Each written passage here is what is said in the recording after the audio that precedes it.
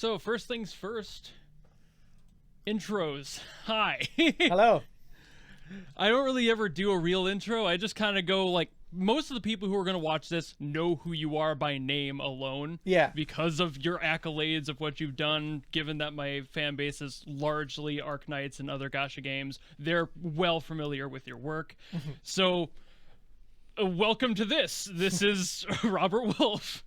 That's Hello, about all I here. do for intros. Digging into more backstory stuff, I was like, what should I ask him? I usually do the usual, like, what got you into music? How did you like find that? Where did you learn, etc.? But I did stumble on another interview that you did with somebody else.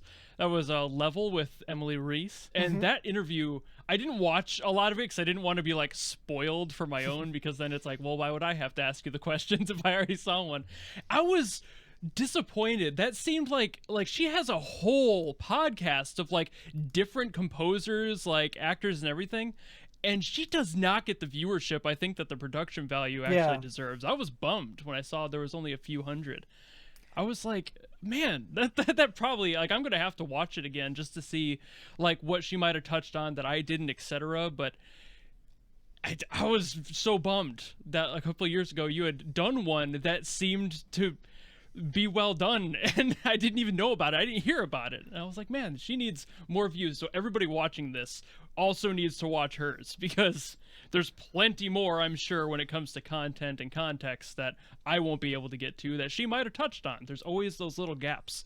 But yeah, so here at least, what got you into doing music? Where did you start? Did you have an interest from the beginning of your life? Did it not show up till later? That sort of thing. Give me like the overview of your situation. Yeah, so music, I was always doing music. So I'm from Germany, so I learned instruments from early age on. My parents got me into, like, what is it called in English? Like early childhood music education, where you learn like basic rhythms and stuff. So that was kind of always there. And then I started learning accordion, actually. So for most of my childhood I was playing accordion. The accordion was the first one. Okay. That's pretty unique. I usually don't, like, most people don't hear about the accordion until a couple of years in. So having that be like your first intro is kind of neat. Yeah, I think it was just in the area where I was living at the time, it was just a popular instrument. I mean, Germany, there's some, we even had like an accordion orchestra and stuff. So like, yeah, it was just in that area, seemed to be popular. Yeah. And yeah, for me, it's also my grandfather also played the accordion. So it was already in the family, and yeah, it just fit. And so I kept doing that for a while. But obviously when you become a teenager at some point, like, accordion is not necessarily the coolest instrument that you can imagine. So at some point I stopped doing that and learned electric guitar, and started bands and stuff, songwriting and things like that. Just the typical stuff. And also during that time I picked up saxophone. So the band I was playing with, like, high school friends and stuff, we were doing like ska influence stuff. So like ska punk is something I was into for a while. And so that got me into thinking into a lot of different instruments, and notably saxophone is what I started doing that time. And it all went from there. At some point, after, like, towards the end of high school, I was like, music seems kind of like my thing. So like, what jobs are out there that I could do in music? And I must have been around like 16, 17 when I stumbled across the film composer kind of job title. And so that was like a goal from that moment on, basically, to try to become a film composer. That was kind of the idea back then. But obviously I had to do like a bachelor's in music first. So that all took a whole lot of time. I actually studied music education, so on the path of being like a high school music teacher in Germany. So that was just for me to do a bachelor undergrad that I could then apply to like other film scoring programs and stuff. Right. Yeah. I did see some of your, like, I poked around your YouTube and everything quite a bit before this, and I saw some of your, like, rescores for, like, the World of Warcraft 1 and everything, and I was like, how did he, like, not only, like, do that so well, but also, like, the orchestra on that one, like, How did you score that? I have to ask that one right off the Yeah, bat. Like, how were you in there? Was that just a happenstance, or? that was great. So I after my bachelor's, I applied to USC, which has like a really good film composition program, and so I applied to that, and I got in. I mean, first I got on the wait list, but then somebody must have dropped out, and I actually got in. So me and my wife had to move over to LA from Berlin at the time, and I started the program. And so this track that you're talking about is the final recording of USC. So like at the end of the film program, film scoring program, you get to do they call a capstone recording. So it's a full orchestra. I think it's about 62 people or something at Warner Brothers Studios. And they book a whole orchestra with percussion and woodwinds and brass and everything. And you can choose if you want to conduct it yourself or if you want to have... I think we actually had to conduct it ourselves. I don't remember. I definitely did conduct it myself. But so the challenge is basically to write like a final piece for your program. And so because I wanted to get into video game music, I chose something that fits into that, but still has kind of the film element, because it's ultimately still like a kind of a trailer, kind of a, Yeah. So it was something I could write to picture as well. And then I worked on that for a while and combined that with a choir session as well. So we recorded choir at East West Studios in LA. And so I put these two sessions together basically, and then added samples on top of that to create that. And it was definitely a very cool experience to be able to do that with like a full orchestra. Yeah. That feels like given that it was like your final thing to do at college, I feel like that was like maybe put together to be a giant send-off for the graduates. Like, hey, let's let them, if they don't make it, they'll at least get to feel what it's like to compose. Like that's a really cool experience that they actually do that. I didn't know that was part of like your college course as much as I just saw you conducting on there. I'm like, how did he did he happen to know like the composer of a major film? And he was just like, yeah, I've got an extra hour, go for it, which felt wrong. So I was like, where did he land that? So that's cool that colleges, like obviously not every college, but that yours has that available. I'm gonna start tripping over my tongue today. Yeah, it's really special in that way, and also cool to go with a whole class through the process, because like everybody is so scared that there might be a wrong note in their piece and stuff. You can only imagine, right? Like, and then on the day off, everybody comes in and they have their printed scores with them and stuff. It was definitely very memorable experience and super cool to be able to do that with a whole bunch of your colleagues and stuff. Yeah. And is the orchestra like, are they like film grade orchestra already, or are they also people who are just graduating that are using this as like their final project? Yeah, I think it was fully union, like a full union orchestra, because some other sessions that we did have some students in it from like the USC music program, but only like about, I think 50% or 40%, so that they get to experience how to work with more professional, more experienced musicians in the same time. Yeah. But most of the musicians that they hired were really professional kind of Hollywood musicians. Yeah. All right. I was kind of just curious about that one. I had a feeling about the blend might be at least a factor. There was a point in high school where we went to a college. I think it was University of Illinois, and we got to like sit in with like their choir and see how they work, and like we got to sing with it. We only did like scales because we obviously don't know their pieces, but it was cool to stand there next to people that make you feel so small in the moment, and you're just like, wow, this is where this would like lead me if I were to keep following this path. And while that can definitely be a bit of pressure, of sure, but there's also that like desire, like, man, I want to be that person for the next generation, inspire that next person. That random tenor standing next to me had no idea that he like set me off so much of like, I could get that good if I try, like, it's just that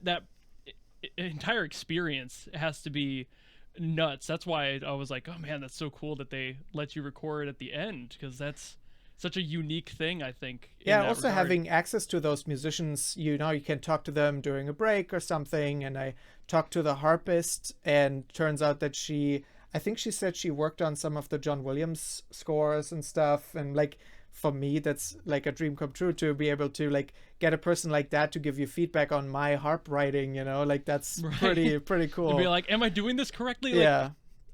Recently on an upcoming cover I've been working on, I've been reworking a little bit of one of Adam Gubman's pieces, and we're going to be putting that out at some point. But we were like, what if we added brass to this? And I had never really worked with brass. I've purely been just a singer and a percussionist my entire life. I've never learned any other instrument technically. Like, I could pluck around on a piano, but that's by chance. It's just, I don't know what I'm doing. So like having to learn the difference, like my sister did trombone for this and like kind of taught me a little bit about how that works. Like I didn't know that like trumpets, for example, are largely in the key of C sharp and like stuff like, or flat rather. And it's like, this is strange to like have to see the music and then need to transpose all that if it's not already and figure out how they blend together. Yeah. And there's a whole learning curve that obviously if I were doing something like you did, going through proper like channels to learn and do degrees, you would learn. But when you don't and you have to learn it all, it's still like, it's humbling to realize how little you know when you get to talk to somebody who knows and went through college doing all that and learning those. Yeah, I would say though that the feeling of not knowing enough kind of never really goes away, because it's like this just a vast, says that. I mean, there's so much to know and you can't possibly know everything. So the best you can do is like try and get better at stuff. But yeah, it's definitely like just looking up a lot of things and like trying to write the best music you can and get better at stuff, learning from mistakes. That's really important. Yeah. That's all life is, isn't it? Yeah. That's the most like common thread of all the interviews I've done. As few as I may have done already, it's like everybody is like, just practice. You got to learn, you got to experience. You're going to mess up all the time. You won't get better if you don't let yourself get better. If you keep hiding in your little comfort zone, like hidey hole, you're never going to improve on anything, especially as a composer. Like I've never personally seeked to go quite that far. There was a short time where I was like, maybe I'll be an EDM producer, stuff like that, and I was fiddling, but I never really got to the point where I was like, I want to be able to do full orchestra stuff, and that's so overwhelming in my head that's like I don't even know where I would start. So that's why like talking with composers, like doing these interviews, is so neat to hear your opinions on stuff and your views, and consistently the shared concept of everyone is scared all the time. So it's like, that's not just me with the anxiety and the lack of knowledge. Like everyone feels like that. It's cool to kind of put that into perspective. And I feel like a lot of people who watch these feel the same, because it's kind of reaffirming that people are people. And you're never going to have somebody who's just naturally, immediately, fully gifted at this thing. We all have those struggles. But I also think that like a certain amount of anxiety is kind of a good thing in many cases. Like say you have a recording session tomorrow, it's probably good to be a little bit worried and maybe go over your score again and see if you can find any wrong notes, you know, like if you were overly confident and say like, oh, I checked this is perfect music, you know, like you're probably not going to catch some of the months mistakes. Later you'll be listening back to it and you'll be like, why did I make that decision? So like even when you are comfortable post recording, there's still those moments where you have that doubt that creeps back in, like, man, should I have done that? I could have done this. And that never seems to go away either, which again, super cool to just experience that everyone has that, and it helps alleviate that stress of wanting to push yourself forward, at least in my case. Like these interviews that I've done with everyone has opened my eyes to the concept of maybe don't be constantly afraid of taking those risks and making those changes. And that's the only reason that we added the like horn stuff, is because I was literally sitting here one night editing a video and I'm like, but what if brass? And then like I mentioned that to the pianist, and then he wrote and notated the part for it, and we got that done. And it was just a completely random moment where I'm like, but what if we did that? And it was just a brainchild. And that's, I think, a lot of the best accidental, like happy accident things that happen in music, is just sitting there letting your brain go and then just wait. Sure, just trying stuff out and seeing what comes up. So after you did college stuff and you moved out from there, was you getting involved with Hexany like almost immediate, or was it something that you did something else for a few years first and then found them, and like how did that process work? I was pretty lucky in that it happened pretty fast. I graduated, and later that year I got hired here. So I did freelance for a bit, for a couple of months, and did a bunch of like random jobs as well, working in music prep and doing little orchestration jobs and stuff like that, and transcribing and things like that. Anything I could get my hands on. And then I applied here and then wrote a demo track and then got hired here. And since then, since 2019, I've been working here now. Yeah. Sweet. The difference of like everyone's experience getting into Hexany has been kind of unique. So it's like, it's neat to just.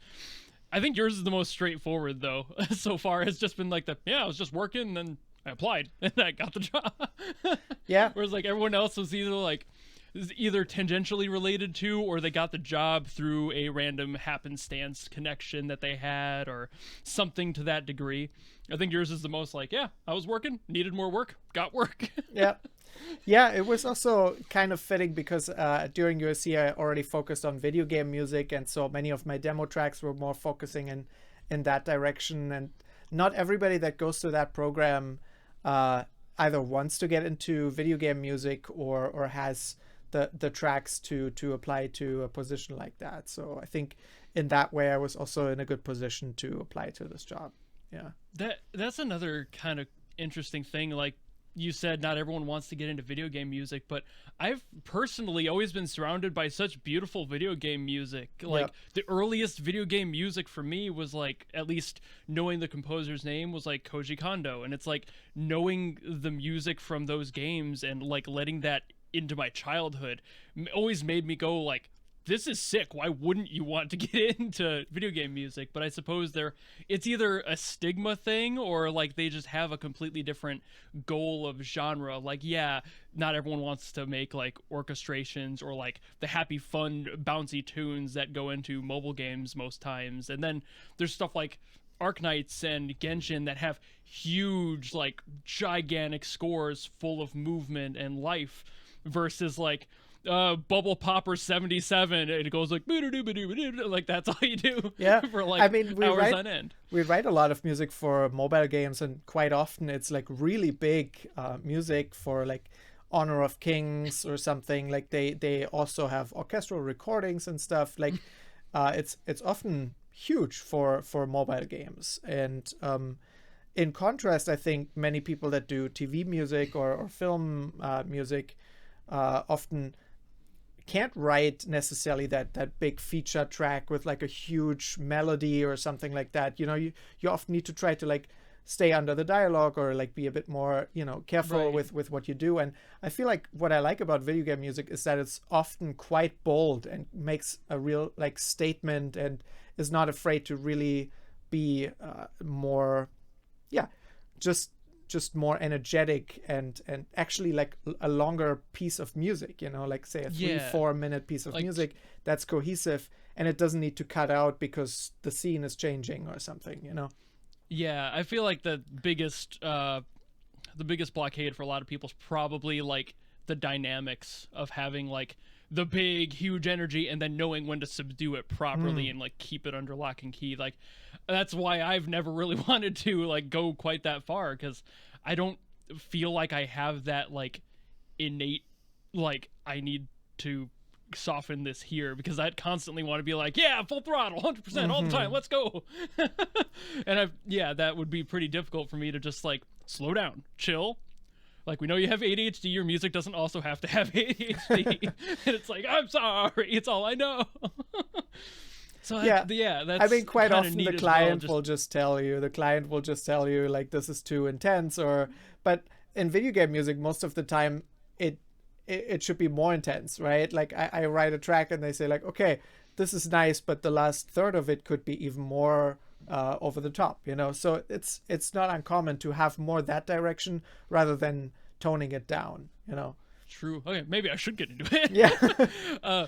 there was a friend I was talking to who he makes like small video game music, but like definitely not the scale of any major releases. But he has one story where somebody was like, we need this to be bigger, we needed to have a little bit more to it, and he's like, all I did was add a saturator to the entire mix and then sent it back, and they were like, perfect. It's Nice. like, you know what, whatever works. Sometimes if you can squeeze out one of those, you can. For sure, yeah. Not overthinking it, and then yeah. Yep.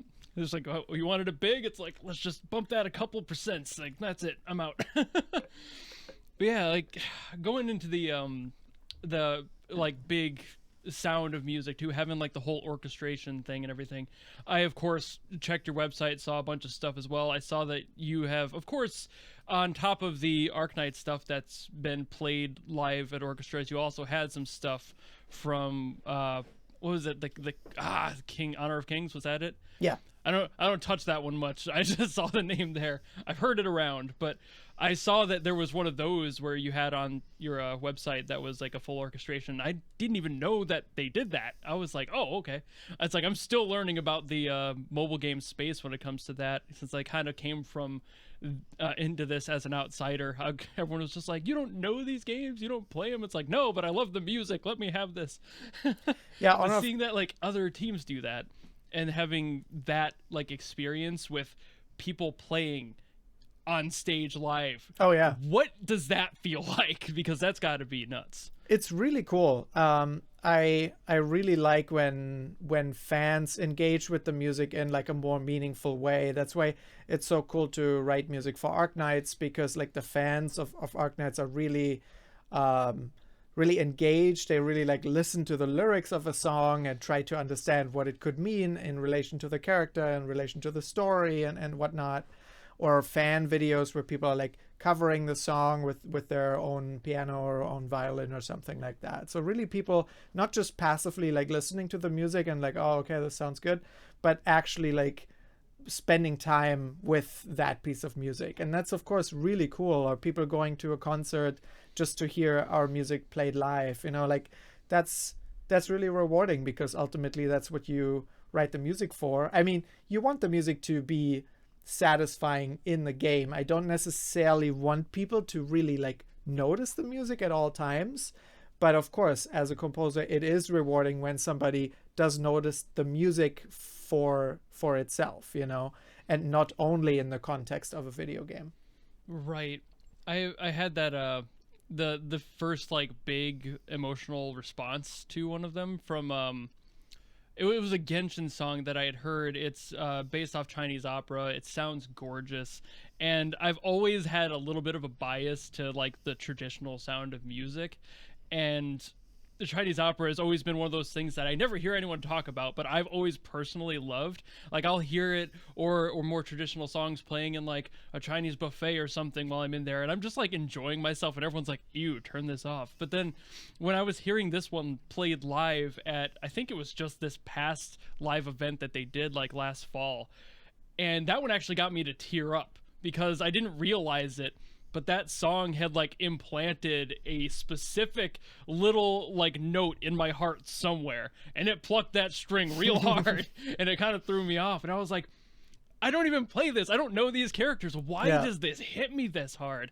And that realizing that like it can even impact somebody who hasn't experienced the game like that is super cool to me. And I imagine as a composer that's got to be like an extreme high, like just seeing people like sitting in chairs crying, or just like really intently watching and experiencing, hearing and feeling what you were when you were writing it. And then there's probably also times where you weren't feeling or hearing anything when you were writing it, and you were just doing it for a paycheck, and then you're like, oh, people actually care. I feel like there's definitely those, but those probably aren't the ones that get so big that they play live either. I feel like you always put something of yourself into the music. Like, you don't necessarily have to feel the emotion that you're writing the piece of music in. You know, like if I'm writing a sad piano piece, I'm not necessarily sad in that moment or something. You're just crying. Like, But like, of course you still get exposed to, and you investigate, what does this feel like if I change the melody like this, what does that change and stuff, of course.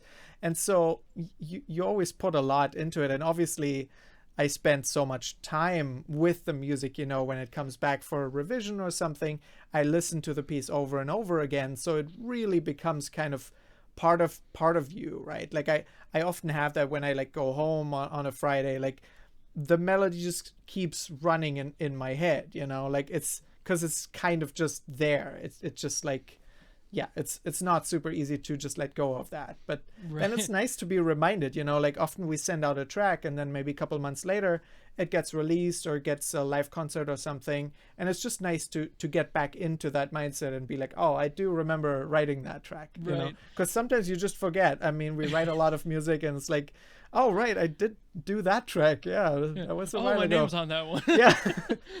Yeah. That's I was gonna kind of expand on that thought too, of like when you write music and you do get attached to it, I almost want to like liken it to having a child go out to college, and then when it's released, it's like they came back for the first time. You're like, I haven't seen you in months. But then sometimes there's just like that weird kid, and the one that you like are glad that left, and then you're like, oh yeah, you're there. Like, I feel like not every single song is something that like every composer is super proud of, and when it comes back, you're like, I guess I wrote that.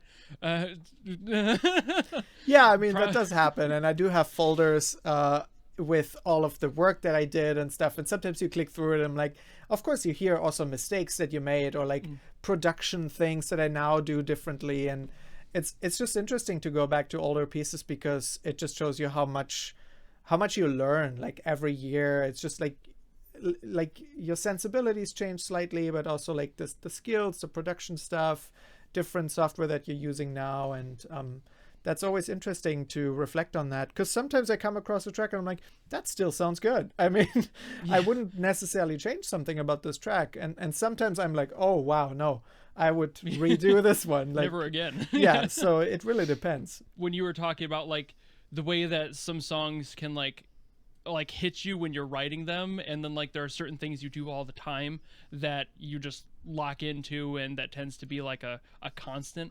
There was actually an interview segment I saw from Porter Robinson, assuming you know that name at all. But he's an electronic producer, was pretty large in the mid 2010s, and he showed up making an amazing album like right off the bat. It was his first big thing. And he kind of just did that, then disappeared for a couple years, and now he's coming back. But he was talking about how there's this one chord change that he always does that sends that bittersweet feeling through, and it's basically just shifting to like a minor in the middle of like the end of a chorus. It's something he does so consistently, but that like became his sound, and he like locked into it. And I love that too. Like, I love that bittersweet change, and it's always been something that my ear picks up on immediately whenever I listen to songs. Do you have something like that you tend to throw into a little bit of everything, or is there just like you have to adapt, obviously, but is there like a pseudo consistent thing you throw into music? So off the top of my head, I don't know of a specific thing that I always do. There's certainly, because the games that we write music for are often like similar in style. So like, I mean, I've written a lot of tracks for the same game, so it often has a very similar sound to it, So there's often like when you write a track where you're asking yourself like, did I already do this? Like, is this melody or something? Is this something that I've written previously? And then I actually go through tracks and I'm like listening. Well, does this melody sound similar? And usually it's fine. Like, it's very, very rare that I discover something that's like kind of eerily similar or something, Right. It's just, for me, it's sometimes weird when a melody feels right. It's sometimes like I feel like I've heard this before, and then I can't let go of that thought, But like, usually it's you the whole time. yeah. But yeah, I mean, there's certainly certain plugins that are just a go-to. Currently, it's Superplate, the new Soundtoys reverb that I use a lot. That becomes definitely this kind of habit where like anytime I grab for a reverb, I first grab this one, and only if this doesn't work, then I pick something else. And there's a lot of stuff like that where these are just your go-to things.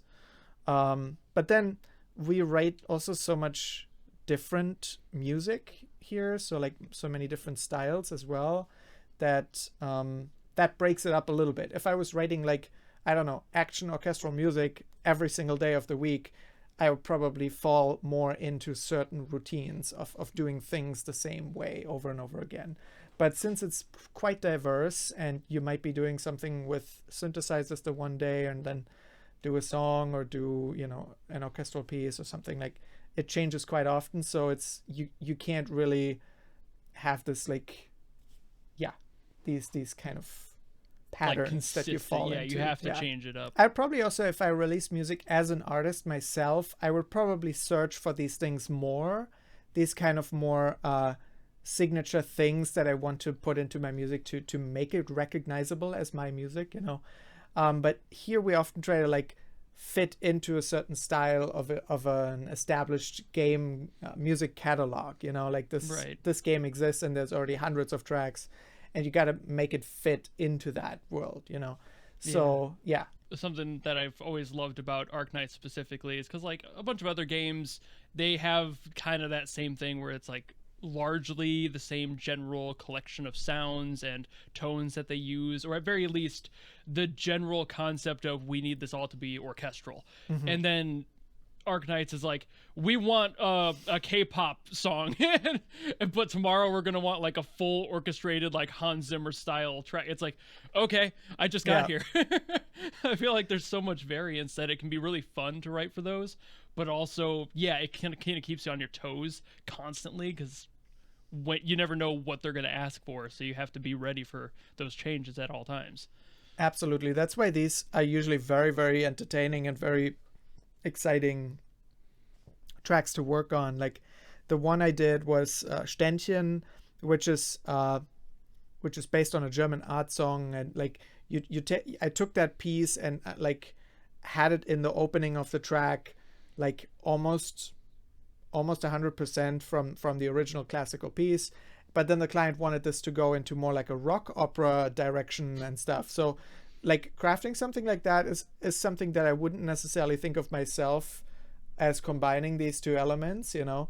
And so these Arknights requests are often really cool, because I'm like, they're presenting you with like almost this musical problem of like, here's these two vastly different styles, can you like try to make those work together somehow, you know? And that can be very, very exciting to try to make that work and find kind of a middle ground between these two styles that still is kind of a new thing then in on itself. So yeah, in that track it was quite a challenge to make that work, but definitely pretty cool to having to figure that out.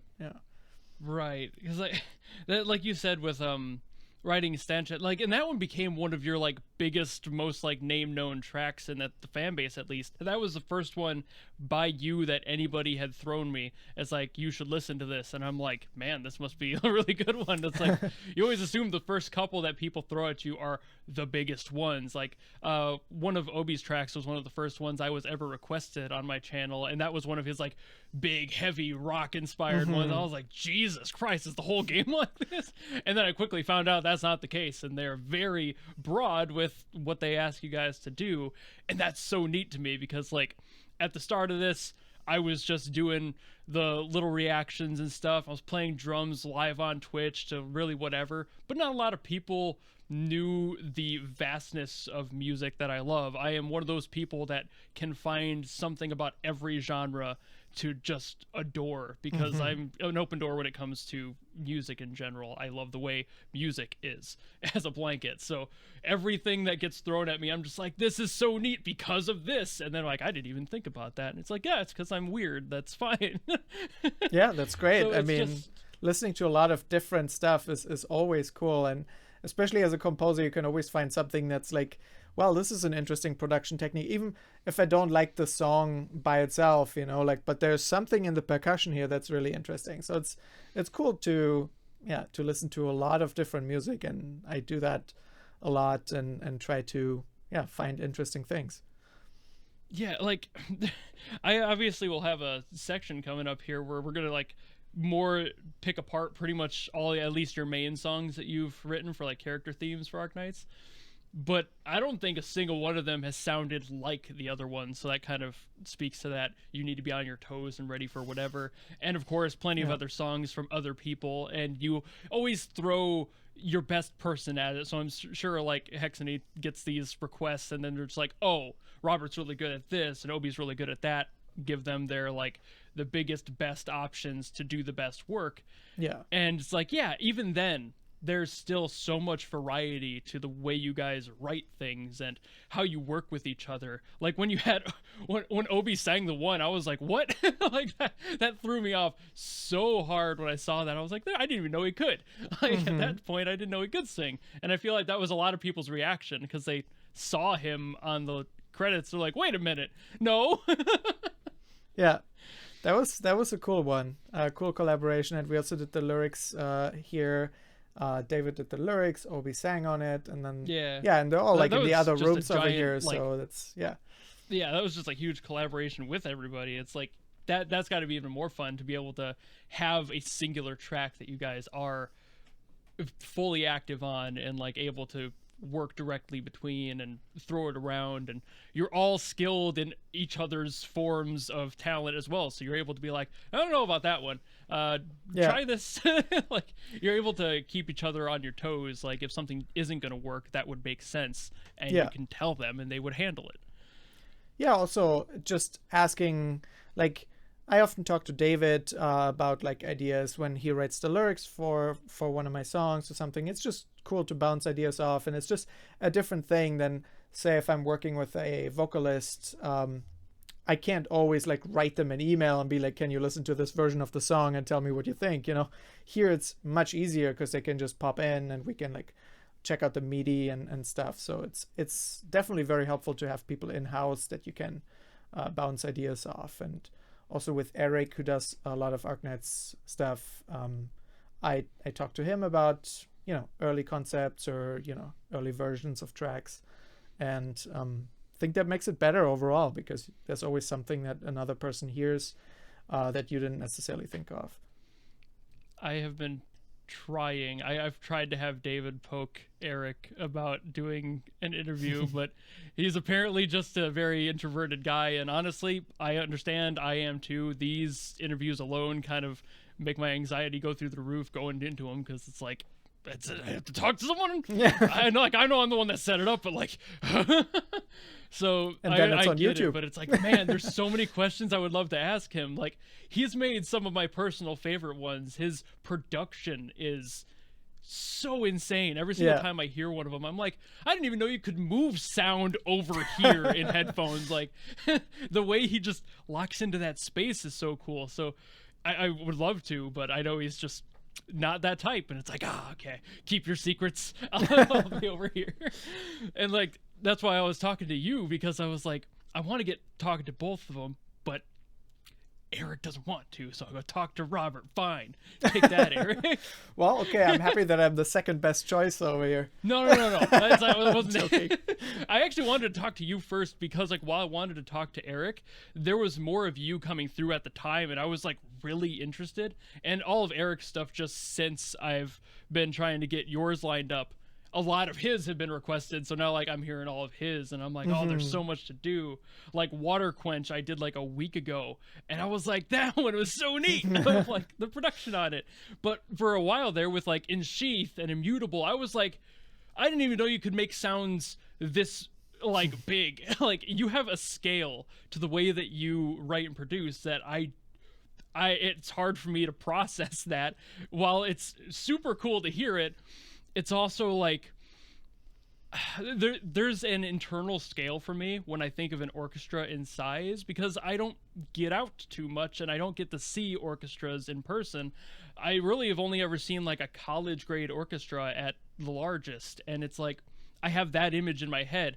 And while I have that volume and that sound in my mind, the way you kind of pump everything up in the songwriting, it's like I didn't even know this was possible. I had the same reaction when I was watching that World of Warcraft one, because I was like, Jesus, like, you're all in a studio, sure, and it's like, it's going to sound good, but like, the scale that you managed to pull out of this is just so far above me.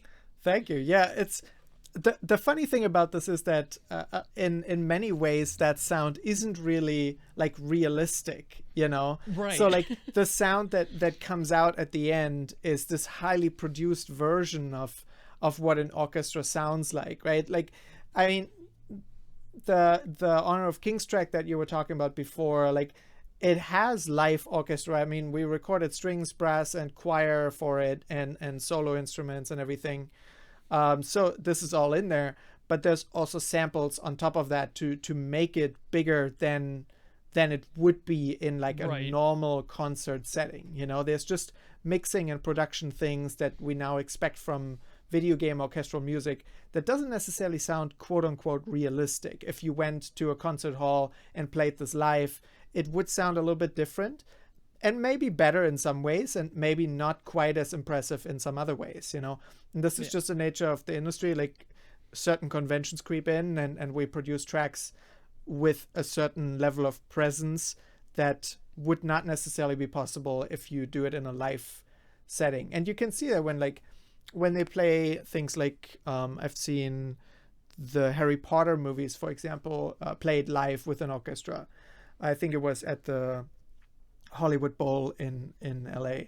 So they have the LA Phil on stage, and they play the whole thing live to the picture. But even there, you can't just have an orchestra and play the thing. They had like a microphone on the celeste and made it louder than it normally would be in an orchestra, just because it's all written for film and with the production at the end, you know. And so it will not necessarily sound the same. Like harps, for example, like in many situations you want to turn up the harps or something, like mic them in a specific way, or like the celeste especially, like you can hear it in an orchestra, but it wouldn't necessarily be as present as it is in the Harry Potter movies. Right. And so yeah, you always have to tweak it at the end and make it sound in some ways unrealistic. Yeah. Yeah. I kind of learned that when I was getting into that brass recording. I recorded with a condenser like 2 feet away from the bell, and then like a ribbon microphone 4 or 6 feet away, and kind of followed that general, like I wanted the room tone, but I also want the clear sound, and I don't know fully what the mix is going to pull through. That's not my job. I hand that off to someone else who knows what they're doing.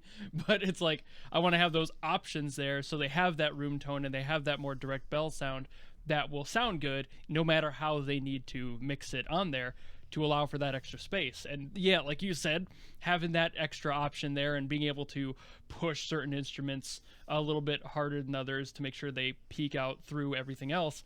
Even drums do that, especially in modern stuff and rock and everything. A lot of drums will have samples on top of the acoustic tracks that they record if they need that extra punch, because sometimes you just can't hear it. And a lot of live bands nowadays will also just have everything triggered that also gets a trigger on top of everything else that they're playing to make sure it makes it all the way to the back row on like an open air venue. So it's like, yeah, like things aren't real, but that scale is definitely a standout factor, at least for me, to your music, purely because like when you say scale, and of course you think the big sound, but even with stuff like Immutable, that was a little bit more at times very subdued in the way that it was being made. And it's like, where do you find room when you're trying to make it as small as you can for a moment? Like, where do you pack it? And I guess like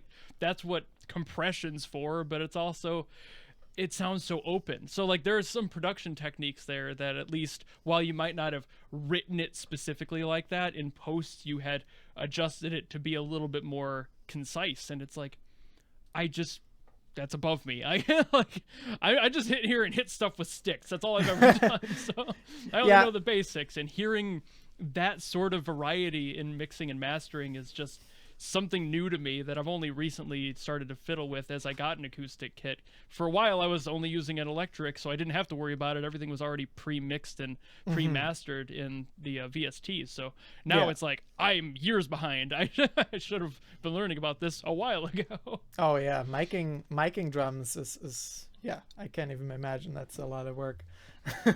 I mean, luckily they nowadays, of course, sell off like the pack. So like I've just got kind of a standard pack of mics on mine with like an extra one on the snare, because no package snare mic ever sounds good. That's a thing anyone that's watching this can quote me on. Just get an SM57 or something, anything else. But the ones that come in smaller packs, at least the big ones from like Audix and everything, of course, just sound great right out of the box. But if you're anything under like 300 or 400, don't just use an SM57.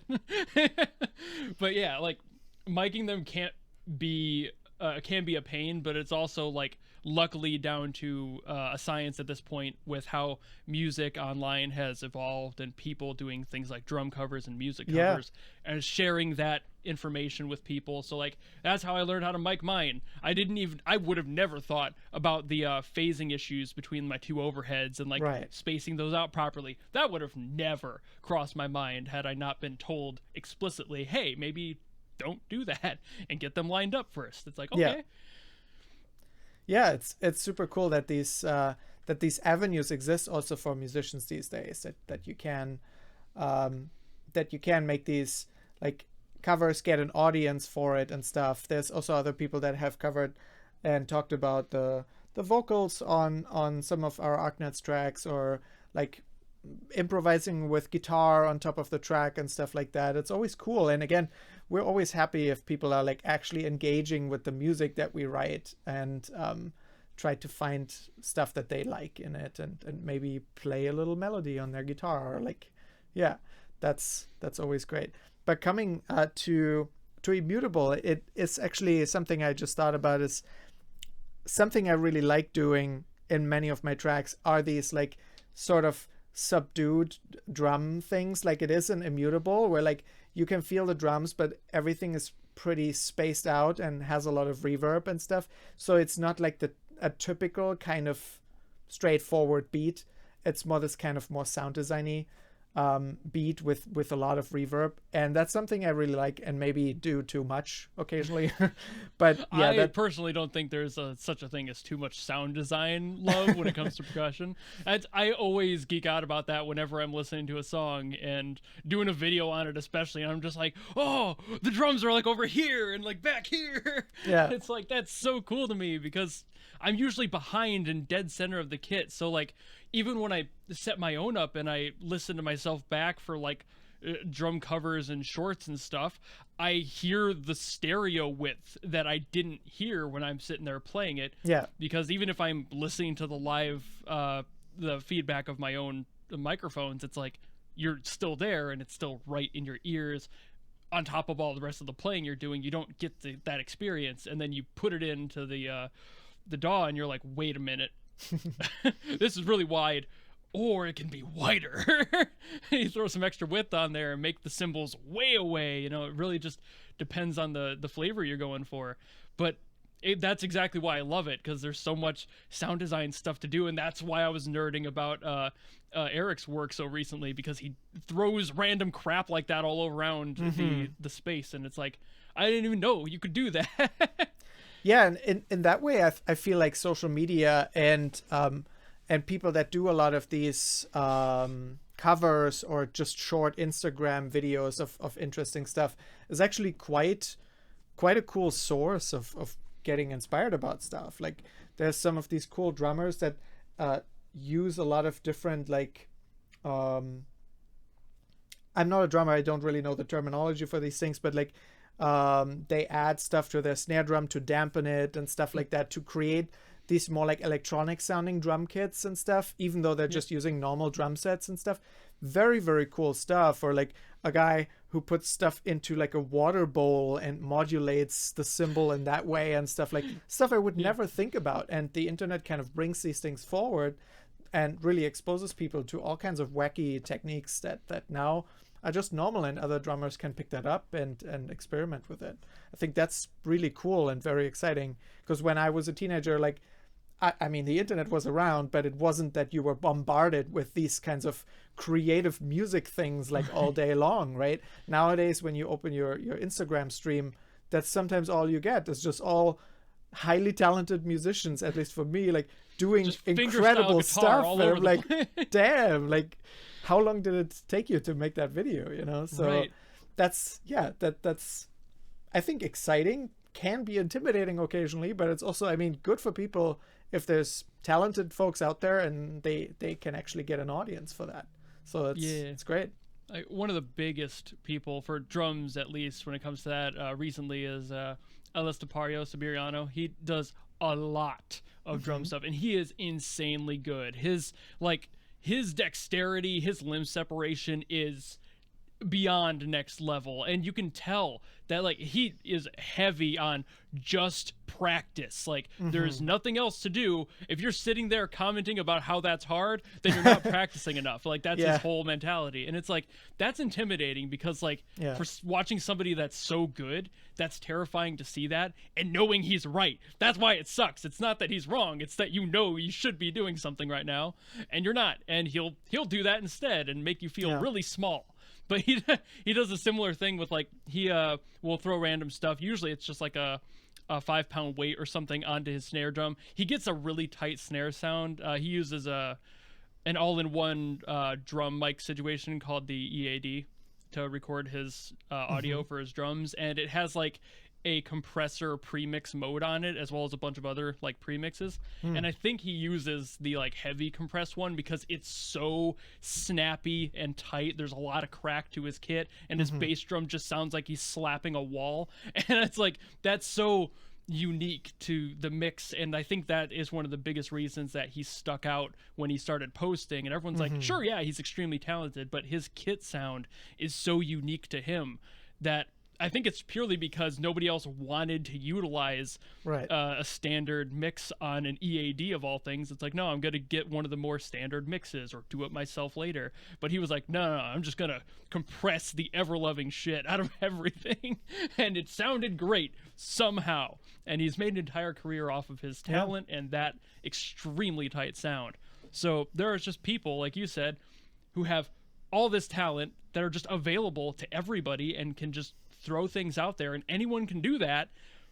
But there's definitely also a performative ceiling to that, where if you're not super showy, you don't tend to do as well. Like, I can play, I can't do stick tricks. I don't I've never like gotten it down. I've never sat down and like tried to. It's never been something I've been into. Yeah. But if you're not doing stick tricks, then usually you're not gonna get far online as a drummer, and that's kind of a bummer. Yeah. Because you could be the best drummer ever, but if you're not showing off in some way, then you're just another drummer. It's like, sure. Yeah, and I could also imagine, like, if you're a teenager now growing up, right? Like, there's just so much hugely talented musicians out there that can also be intimidating to an extent, of like, you sit down and you practice your basic beats because you just started last year, you know, like making that kind of make sense in your brain, that, like, you know, and then you go on maybe Instagram and you see a person that's maybe your age and is already like incredible because, you know, whatever. Like that can of course be a big source of frustration for sure. Like, it must be pretty tough because when I was in high school, luckily there wasn't too much of that. Like, on YouTube it was already kind of starting that there were like incredibly talented musicians that overnight became really big because they put out an amazing video, but it wasn't this kind of constant kind of barrage of shorts, you know, like especially these days, the short clips of just like, here's 10 seconds of just incredible stuff and now the next one that's also amazing. So like, I think that can be pretty overwhelming over time for sure. Yeah, the relentless, endless line of like, wow, I could do this. Or you see somebody half your age doing 4 times as good as you, and you're like, oh, maybe I should quit. It's like that's a constant meme online too. It's just like oh man, I think I'm getting really good, and you open up TikTok and it's just like a 7-year-old that's kicking your absolute ass, and you're like, man, I should. I should pick up accounting. Like maybe music isn't for me. I've had that thought so many times. I mean, I'm 28 and I've really not aimed to be a percussionist in a professional application. I've always just done it as a hobby, and then playing online just kind of became a thing to do in spare time when I had it. And now I'm doing this, and it's like things can scale at weird times. Yeah. And while I'm still not the best drummer on earth, I do think I'm okay. You know, but I don't think I'm anywhere near where I should be at my age. But I also do have to keep checking myself and reminding myself that I'm not in a band. I'm not a session drummer that goes and records on a regular basis. I'm a dude living in his sister's basement and has a YouTube channel. That's not really much in the grand scheme of things. So there's definitely that as well, that difference of like, what is your goal? What is your intention? Exactly. Don't let people who are super skilled like get you down when you're just doing it for you. You know, like there's definitely a difference of goal. You wanted to be a composer. That was never my goal. I don't look at you and go, man, I'll never be one. I just kind of go, this is sick. I wish I could have. And I'm kind of regretting in hindsight not getting more into doing that sort of thing and sticking with it longer because of that. But that's also entirely different depending on the person. There's the glass half full and glass half empty type of people. And it's like, you're never going to make everyone happy, but the best you can do is all you're going to be able to do. So keep trying, you know? Yeah. There's just so much of that. Yeah, and I think it's also just the kind of stuff you're exposed to these days is setting the bar higher, but also in this casual way introducing a lot of things to you that you otherwise probably wouldn't have heard of, right? Like I'm getting a little bit into analog synthesizers and stuff like that, and there's I saw your wall and I was going to ask about that a little bit later on, but by all means go for it.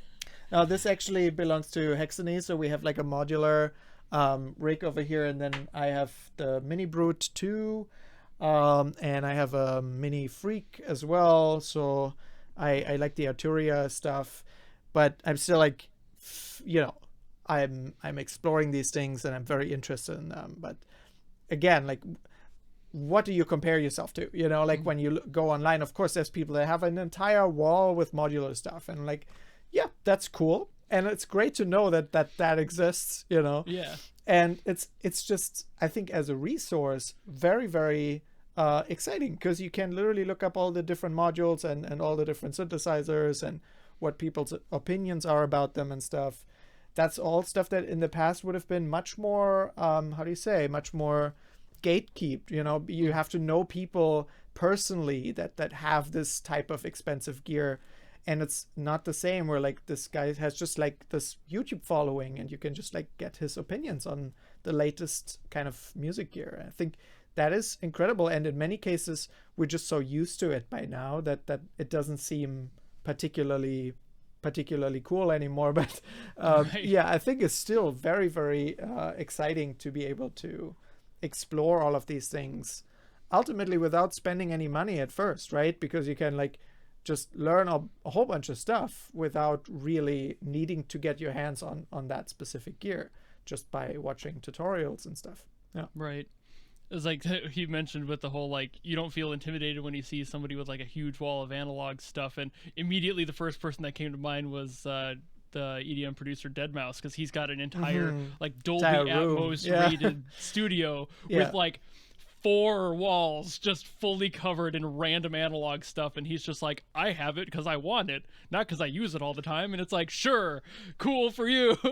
Yeah, but it's like you can't compare yourself to those types of people either, because it's like, I'm not sitting here wanting to have a kit as large as Danny Carey or Mick Fleetwood. There we go. I couldn't name, forgot. It's like drums. That's all I really need. What I've got right there for now, that's all I'm good. I don't need like a 45-piece kit where I have to physically turn myself around in order to reach everything. It's like there's definitely the type of scale where you get to the time you need that, but I'm nowhere near that.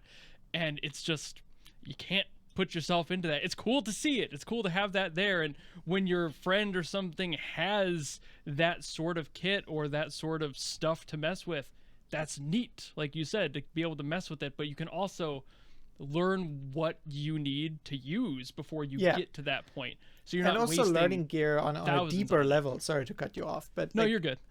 learning the gear you have on a deeper level, I think is also really, really important. Like, stuff can do so much. Like, if you buy like a mid-level synthesizer these days, this thing can do so much stuff that it will probably take you a couple of years to really fully explore all the different things it can do.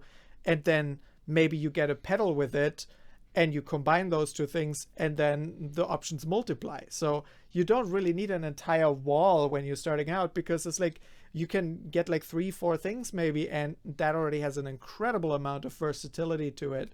And it's really just about diving in and really reading the manuals and actually getting to know, actually practicing with the gear you have. And I think, yeah, I mean, many people fall into that of like, well, now I need to get the next thing, and now I need to get the next thing. And Right. like, maybe spend just a lot of time with what you have, because most likely there's a lot more you can get out of the stuff you already have. Like, just in general. I mean, I need to remind myself of that constantly, because there's always flashy new gear that you think like, man, this would be so sick to have. And I'm like, I can kind of almost do the same thing with what I have. It just might not be as fun, or like, you know, it can be an endless thing if you let it, you know. So Yeah. That's why I had to limit myself, because like I could have gotten bigger, I could have gotten better, but I got something somewhere in the middle, something that like I knew I could expand on if I wanted to, but I shouldn't have bought this. Like, by all technicality, I could not afford this, but I knew I would be able to utilize it, and I knew it would be kind of that next push to get me to continue. Because honestly, a lot of what was stopping me from doing more drum stuff was the annoyance of having to set all the E-drum stuff up all the time, Right. open everything, make sure it was all working, yada yada. And it's like, yeah, it saves me a lot of time in the post-production work, because I don't have to worry about mixing it or anything. But Yeah. now that I've kind of gotten that a little bit more set up at a preset too, it's like most of what I do is just kind of sit down, hit record, and go. And there's a lot less preset time, which is always what pushed me away. But I still shouldn't have bought it, because I could have gotten and should have just kept using what I had. So there's that line. I think Obi and I talked about that too, about how like the whole, there's a line of like, you need to become a master of your current instrument and all that before you get the new pretty shiny thing. It's like there's so many options with what you have. Don't take that for granted. Yeah. And like, sometimes better and more expensive gear can make the process easier, or make it more possible for you to create amazing stuff. But sometimes it's actually not that big of an improvement, you know. So it really depends. And again, like, you can buy some stuff for like a couple $100 these days, and it's amazing and has a huge capability, you know. So that's I think the cool thing about music gear these days, that most stuff has kind of too many features. You can do so many things with it tunes a itself, pretty small thing.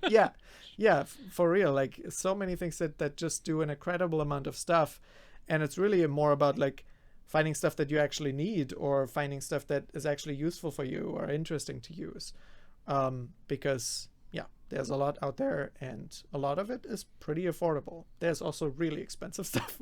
But like, again, my situation with this kit, the reason that I bought it mainly was because of the whole like setup issue, but I also haven't had an acoustic since I was 13, I think, was the last acoustic I had. It's been over a decade. It's like, I miss having one. I've played on one since then, but only a few times. And I kind of, I forgot everything about owning one, like how to tune, how to do all that, and I had to like relearn it all. And that's a whole thing too. So like, that's a benefit to having an acoustic again. Sure. Because while it's a different experience, my hi-hat on the electric was also like really touchy. Like, I would put my foot down and it would like double trigger, and it's like, so I can't even use that for recording half the time. Like, I did a couple of drum covers on that thing on my channel, and I had to edit them because I had to get rid of some of the double hits. Like, most of the drum cover stuff I had to do, I had to like add or remove stuff that just straight up didn't trigger. And that's the sort of line of, you need something that is better, that actually works with your skill Yeah. versus just keeping with the cheaper option. But that was actually something that Obi and I definitely talked about, was the whole, a master can make the cheapest instrument sound like it's expensive. And that's the line you need to get to before you start worrying about leveling up. You need to become amazing with the cheapest, most sensible option you can get. If you're starting guitar, go buy that random used Epiphone from the local shop. Like, do something like that. Don't go out and buy like a $7,000 like has 18 pickups in it, auto tunes itself. Like, Yeah. geez, chill. For sure. Yeah. And and again, also, trying to make the most of what you have. I mean, buying a better piece of gear, especially, like, I feel like with instruments, sometimes under a certain level, they're just not very playable. Like, I used to have, when I started out, like a really cheap saxophone. And it's honestly like, yes, it produces some notes, but it's like, if you like play a normal beginner saxophone, it's an actually good playable saxophone. And with this one, so I'm conflicted with these things, because it's good to produce affordable instruments that people can get into music more easily. But under a certain level, it's sometimes for me the question, like, yeah, okay, this looks like a saxophone, but honestly, it doesn't really play like one. The lower notes are so bad, like, and it just makes people feel like they can't play the instrument, even though it's not their fault, but it's the instrument's fault because it's just poorly built. So, you know, I've had that too, where like an instrument gets so cheap where you're like, maybe that shouldn't be advertised as like an actual saxophone, because it's kind of not good enough for that. But yeah, I mean, it's also good that people can at least get their hands on one and get a feel for it and think about getting a better one. Yeah, and like another hilarious situation there was when I was recording the brass. I had a trumpet player who is, at least traditionally, a French horn player and only played the trumpet for like marching in school and stuff. And in order to do this, she borrowed her dad's old trumpet. It's a great instrument. It's older. It's still really good, and it was like pretty well taken care of. A little bit spotty, you know, but that happens with age. But the mouthpiece was actually a struggle for her. She could not get out the higher notes because she's so used to those lower registers of her embouchure. She could not get that vibration out a lot of the time. And it's like, that's another factor. It's like, not every instrument is built for the person. Don't be sitting here as like a 500-pound dude trying to play a ukulele. Like, like you're sitting here like this. Like, it's not fit for you. Get a guitar. You know, like, you need to have that extra room. With the mouthpiece, that's so true. I mean, and that's also going back to the price of things. Like, I've tried some really expensive mouthpieces in a saxophone shop, you know, and I played them, and I just didn't like them. Like, I'm like, this is very expensive, but I'm like, it's not really for me. And then I pick one that's half as expensive, and I'm like, this is way better. It feels better. It sounds better to me. So the price is sometimes also really arbitrary, especially if you get into more higher end stuff, where like this might be the perfect thing for one person that doesn't work at all for somebody else. We can move into the specifics of some of your Arknight songs. I know we obviously talked about like Ständchen already, Immutable, Ensheath, and Reconnection. We didn't really talk too much about, so we probably could get into those a little bit. But in general, like for all these songs, is there like specific stuff you did to make them happen? Is there like certain paths you took, inspirations you took? I have not heard Rapier yet, actually. I haven't like done a video on that one. I haven't listened to it, so I can't say anything about it because I haven't done a video on it. And I didn't want to spoil myself, even though I was very tempted. I was like, maybe I could just skip the video, but I wanted to get back to that. Ensheath is in a similar way that I talked about before, that I did some interesting stuff in the percussion, and the beat incorporates actually like the zing from like a sword scrape. So like, because the character has a sword, I use this kind of metal scraping sound to build that into the beat and make that part of the background kind of rhythm in order to make that work with the character. So like the sword actually being part of the beat in that case. And yeah, it's always cool to do that. Love sound design stuff like that. That's why I was like, I love this. It's like, I think that was one of the spots I nerded out about in my video, actually, was the whole like, oh, he threw it in there, sound design. Like, immediately get excited when I hear those things. Was that like a sample that you just found online, or was that like you scraping a knife against like a stainless steel table? As far as I remember, I don't think I recorded it myself, but I mean, we're an audio company here, so we have like huge libraries of sound effects and stuff, and like search engines to go through them. And I tried a few different things to throw them in. And then it's about editing them so that they make musical sense, that they sound like a sound effect still, but they still have a rhythm to it that actually makes more musical sense. And it's not just kind of, because it can easily also just sound like a sound effect. And you don't want it to sound like this, just like, where's the sword now? Like it's supposed to make sense in the music. There's a lot of that, especially in ArcNet songs, where like, the tracks you're writing are so thematic and they have such a strong like connection to the story that there's often things that just jump out where you're like, oh, this is pretty cool. I could try to highlight this aspect of the character. I'm doing a new, but I unfortunately can't talk about it yet, but like I'm doing a very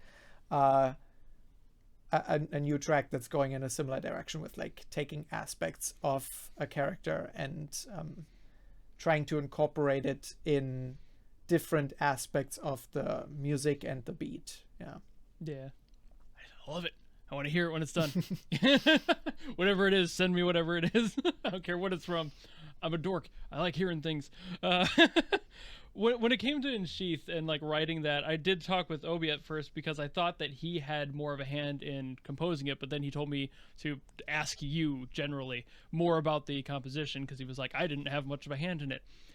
First of all, that in general, like what was that process like for that song? But also, how did like that little dream team did that like accidentally happen, or did that just kind of like, did you just know immediately we want to use Obi for that? Because I think he mentioned that it was kind of a happenstance more than it was intentional. It happened. I mean, Obi said that he likes singing and he likes performing on songs, and so that was one of the ones where we tried that out, and obviously went really well. So we'll probably keep doing that. But it really depends on what kind of singer. In this case, it was also really fitting that his voice was just kind of perfect for what the client wanted for that track. So in that case, it worked really well. And in some other cases, the client might want like a very specific vocalist or a very specific type of voice that Obi might not be the perfect choice for. But in this case, it worked out really well. And then working with David as well, writing the lyrics, it's just like, yeah, really nice to be literally in this room here and talk about the track and talk about the melody or changing the lyrics to make the melody fit better or something like that. Like, yeah, just extremely useful to have people in-house. And actually, I would prefer to do that for future tracks because it's just very, very handy to discuss things in person. Yeah, you don't have to wait for emails and stuff of like people getting back to you a couple days later. I was having a similar thing with the vocals on that cover I mentioned earlier, because initially I was like, I'm going to sing this one. It's well within my range. I can do that. My choir boy Broadway show looking ass cannot make that song work. It needs a lot more like rock grit than I can offer. And I'm sitting here like, you hand me a show tune, I've got you. That's where my voice shines. You hand me something that sounds more like Jack Black needs to sing it, I can't do that. And that's where the issue is. Like, now I'm going to have to find a new vocalist who actually can. Because, like you said, sometimes the vocalist doesn't work for the song and for the betterment of the song itself. You don't want to put in that lesser option. Can I sing it? Sure, but it won't sound as good as if I were to find somebody with a more, like, rock sound to their voice. Yeah, that's always an interesting point in the composition process, because oftentimes me or David would do a mock-up vocal of a track, and then we have that, we get used to it, and it's like, okay, it's sounding pretty good already, and then you send it to the vocalist, or in this case Obi, and then like you're like, oh, okay, it did not sound good before, like now it sounds good, you know. Yeah. So like it's always interesting to try to imagine how something will sound and then still be surprised that it's kind of sounding better than you had expected it to. Yeah. That this kind of ties back to the whole like live show thing from earlier. But there are, of course, those times where I don't know if any of your songs specifically have had that. Maybe Ständchen, I think, was played in one of the live shows, but they usually get singers from China to do those more often. And it's like, does that feel like you're being cheated on when you don't have like the original vocalist when you're experiencing it as? Because I know a lot of people do the thing where it's like, I prefer the live vocal or I prefer the like recorded vocal. Do you have that same kind of response, or is that just like I don't care as long as it's there? I think for me it's just interesting to hear the song interpreted in such a different way, you know, because when again like you hear these songs so many times that like this is really like engraved in my brain how the song is supposed to sound, right? Like because I've heard it so many times. And so hearing any kind of cover of this is always interesting for me because it maybe highlights different aspects of the song that I didn't notice before. And for that reason alone, these live performances are always cool because it just like, yeah, presents the track in a slightly different way. And I mean, it's also because how these tracks are being made is also such a unique process that like in the Ständchen case, we wanted kind of a musical rock opera voice, you know, that can deliver this kind of theatrical way of singing the verses, but then also really power up in the chorus and really deliver that kind of energy. So even finding a vocalist that can do that is a challenge. And then you get really used to the sound of it. Honestly, at the beginning, I was very used to how David used to sing it. And then when I got the vocals from the actual vocalist, I first had to get used to that. And now I'm used to that. You know, if I went back and listened to David's vocals, I would probably like, oh, that sounds a bit strange to me now. But it's always what you're used to. And then getting used to something new is always a bit of an adjustment. Yeah.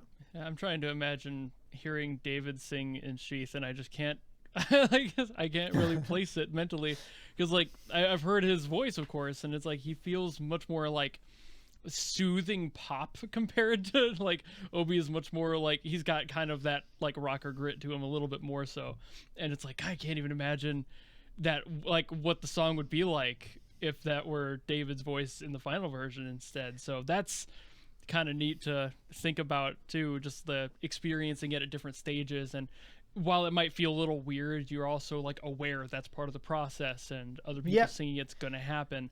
A lot of people, like I said, with that concept of I like the live version better than the recorded one. I've had that same thought with a few of the live shows, like the song Alive I thought was better at one of the live shows, just like the vocalist felt more what I was expecting than the recorded vocalist was at the time. She felt more comfortable in her range in that live performance, and I was like, so it's about what I expected.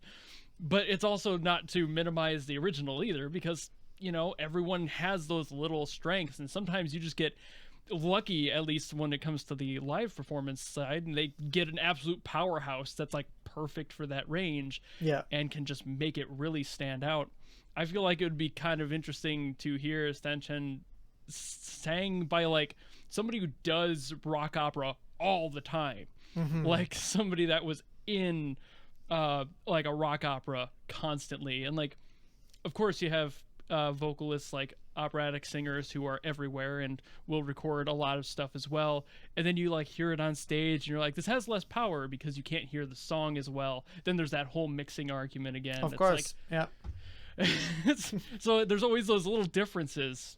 I've always found that kind of interesting too, how every single song has that.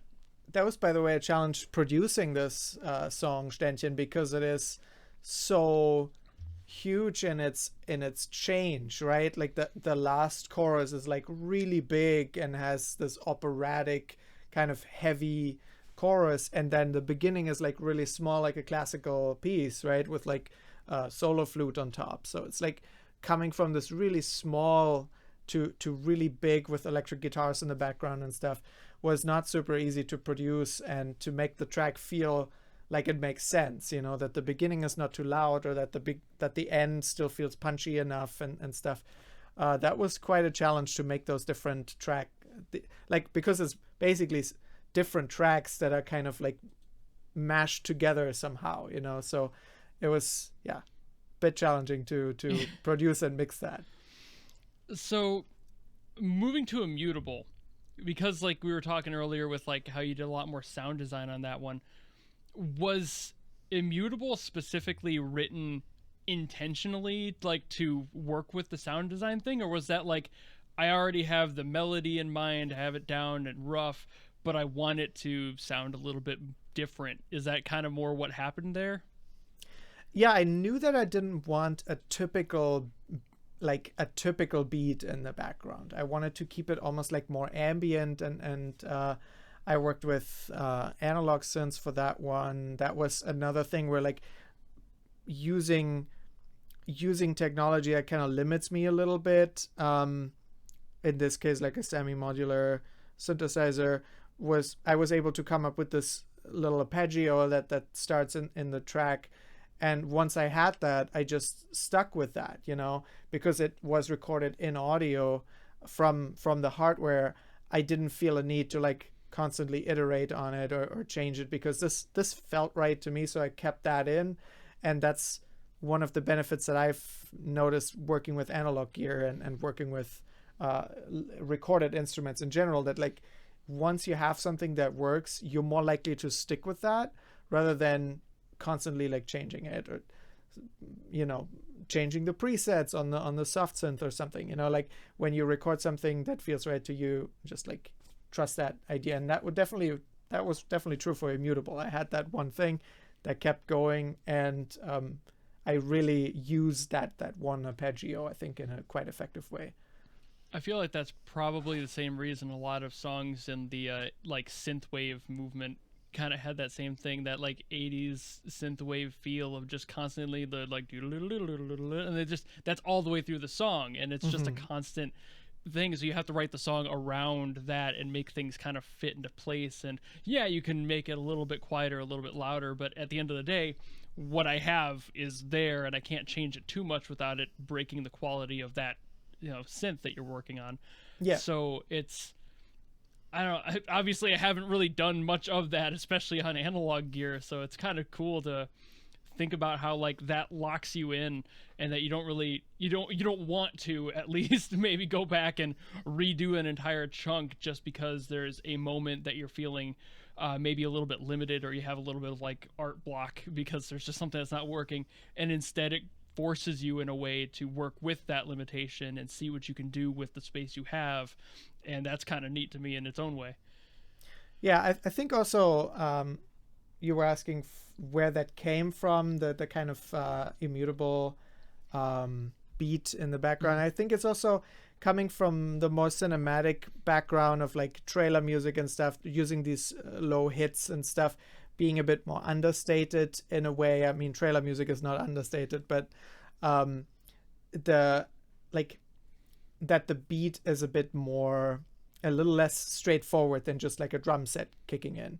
And for me, it's also when I write the piece, many of the ArcNet songs have this more atmospheric intro where like there's not a beat going on yet, and then at some point a beat kicks in, and I don't want that.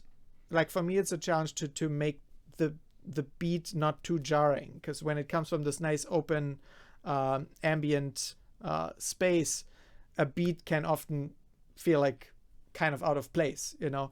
And so for me, I think in Immutable, it was the challenge to make that fit in, that it actually belongs into the track. It doesn't feel like this thing that I put on top of it now, you know. And I think that's where this really verbed out kind of understated beat came to be, to make it make sense in this really ambient kind of space. Yeah, 100%. That would not sound nearly as good if you had just like straightforward rock beat going on. It just it would lose all the punch, and like that synth that you just talked about would be completely lost underneath all that energy. So working with that, it makes so much more sense. The sound design of all the songs, like I'd mentioned, I'm such a dork about that sort of thing because I love hearing the creativity and like the different samples people throw in there. And the approach you have to take in order to make some of that work when against all odds, and by all means it shouldn't at times, and that heavily depends on the other parts of the song, especially for sound design specifically with percussion. You have to know where the song's gonna be roughly, at least in tone, before you start adding all those effects at the end of it, because it's like, yeah, I got my general beat, got the melody, got all that locked down, but it doesn't quite sound alive enough yet. I want it to be a little bit more, but how do I do that? Let's mess around. Let's figure out what else fits in that soundscape. And a lot of the time you'll hear people do like slowing down percussive samples and you'll get this like wash sound behind things that happens. And that's a really cool one to me, but they all are. So I feel like me saying something's cool means nothing anymore because I say it so often. Yeah, I think so much. I mean, that's the cool thing about modern music production, that you can just utilize so many different things. I mean, I've used some really wild things in beats. I think I've used like a blowtorch sound once, or like a forklift or stuff like that, or like chain rattling, or like in Ständchen I used the metal scraping from like a sword. So all these kinds of things, and you can mangle them in such interesting ways, like, you know, reverse them or pitch them or whatnot, like put them in a granular synth or something. Like there's so many different ways you can manipulate, and I just feel it adds a bit of a more organic quality to a track when there's actual like real sounds in it that you feel like you can place. You feel like you've heard this kind of, oh, this wooden scrape or something, or this wooden knocking sound or something, just doesn't sound quite as artificial as some other electronic drum samples often sound like. Yeah, that organic comment almost immediately lines into Reconnection for me, because that was one of my biggest things with that song. Also one of my favorites when it came to the huge scale that it felt, because that one, like, I think my thumbnail was like a spiritual journey or something like that, like is what I had as like my subtext on there, because I felt like an immense like sensation of like there's a world here. It's not just a track, it's not just a character theme.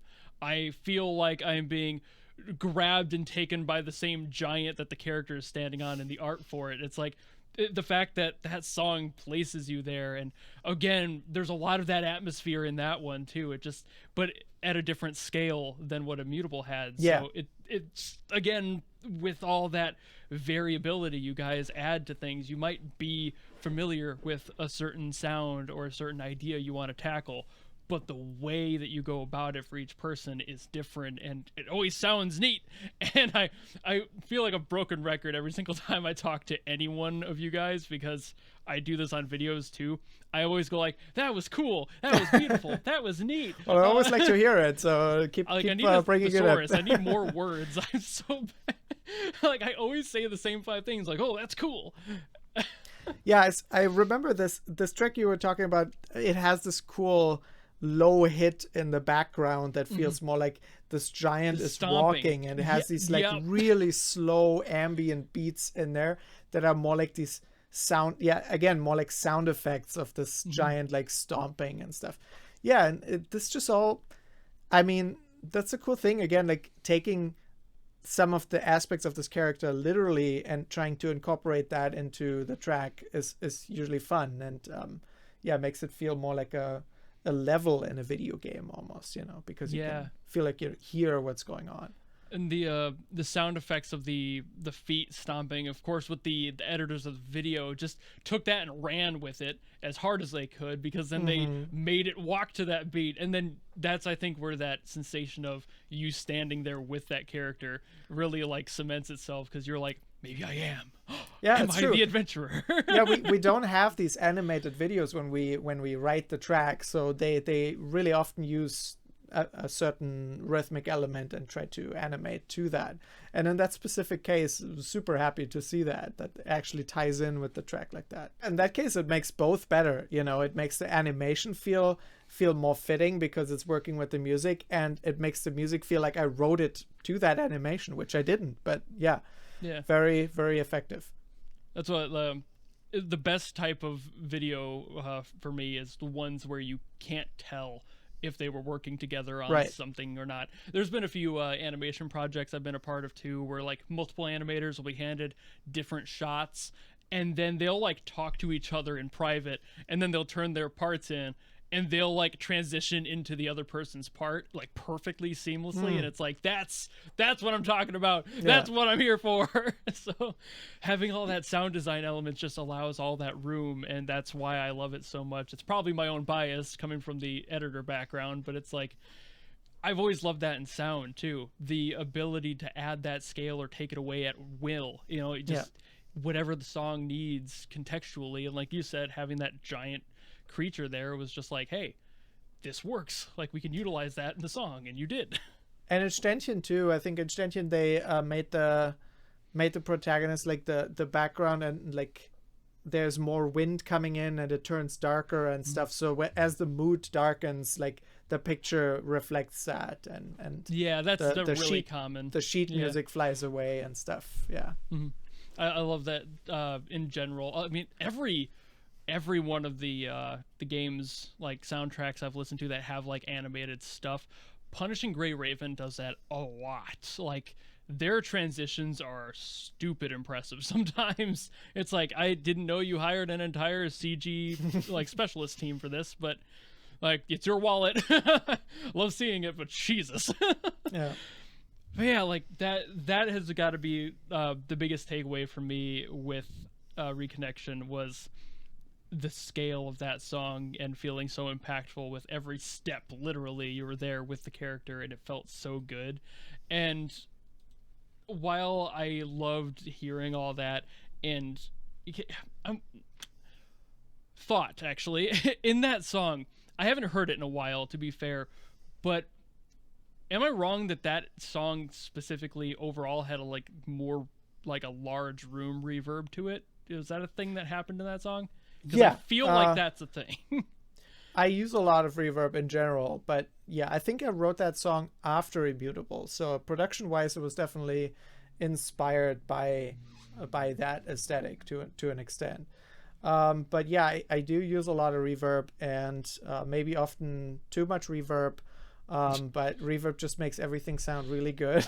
So yeah, no, especially with synthesizers, it's just like really washed out synthesizer tones. I use a lot of like I said, super plate, and back then on those tracks I think it was little plate that I used mostly. So those are just really nice, and I just feel makes stuff sound really good. So I don't keep using disagree. As I love the big drum sound that has like little big roomy echoey drums. It's like obviously it doesn't work for every mix, but the songs you write specifically, it's like they fit really well in there. And I've messed around with reverb on my own kit, and it's like sometimes it works, sometimes it doesn't. Really does depend on the mix. But I'm obviously playing a kit, not a like big war set of timpanis, like it's a completely different concept musically, so you gotta write to what sounds good for the song, and those specifically with the atmosphere around them, one being huge and then one feeling kind of empty and barren, feels more like it needs that extra space. So yeah, reverb it up. I don't think there's so much as too much. There's no such thing when it comes to certain songs, at least as long as you can still understand what's actually being played. Yeah, for sure. To be fair, you could definitely have too much reverb to the point of like, was that an A? Like, it's so washed, I can't even hear what the notes are. Well, then it becomes ambient music, which is also its own thing. It's just like when the reverb tail is so long that you can't even tell where one note ends and one note begins. Yeah. It's its own thing, but the client needs to specifically ask for me to do that. Yeah, because I feel like that would kind of get into the sound design area again then, because then it's just like a constant wave of tone in the background more than it is an actual like melody or something. So like I said earlier too, I haven't heard Rapier, so I can't talk about that one, and I'm sure some people in the comments are going to be disappointed because like I want you to talk about it, but I won't have a damn clue what you're talking about, so I can't get excited as well. So it'd be kind of a bummer to just have you go like, this is the song, and I'd be like, that sounds like it'd be cool, yeah. I mean, we could listen to it if you want. Yeah, I don't know if I would take probably 4 minutes to listen Probably to that. 3-4 minutes, yeah. You'd have to sit here for 4 minutes while I listen to Yeah, that. that's weird. That. I think I'm just gonna go with people need to accept that I don't hear everything before I talk to people that I interview. No, you already did an impressive amount of background research here, like listening to a lot of music. Oh yeah, like I don't like going in with like I'll re-listen to the songs too, and like sometimes I'll like rewatch my own videos to remember what I was saying too, because there is a mindset there that I'm like in specifically in that moment, and I need to remind myself where I was at the time. For this one, I only re-listened to a couple of them last night, but I didn't watch any of my own videos.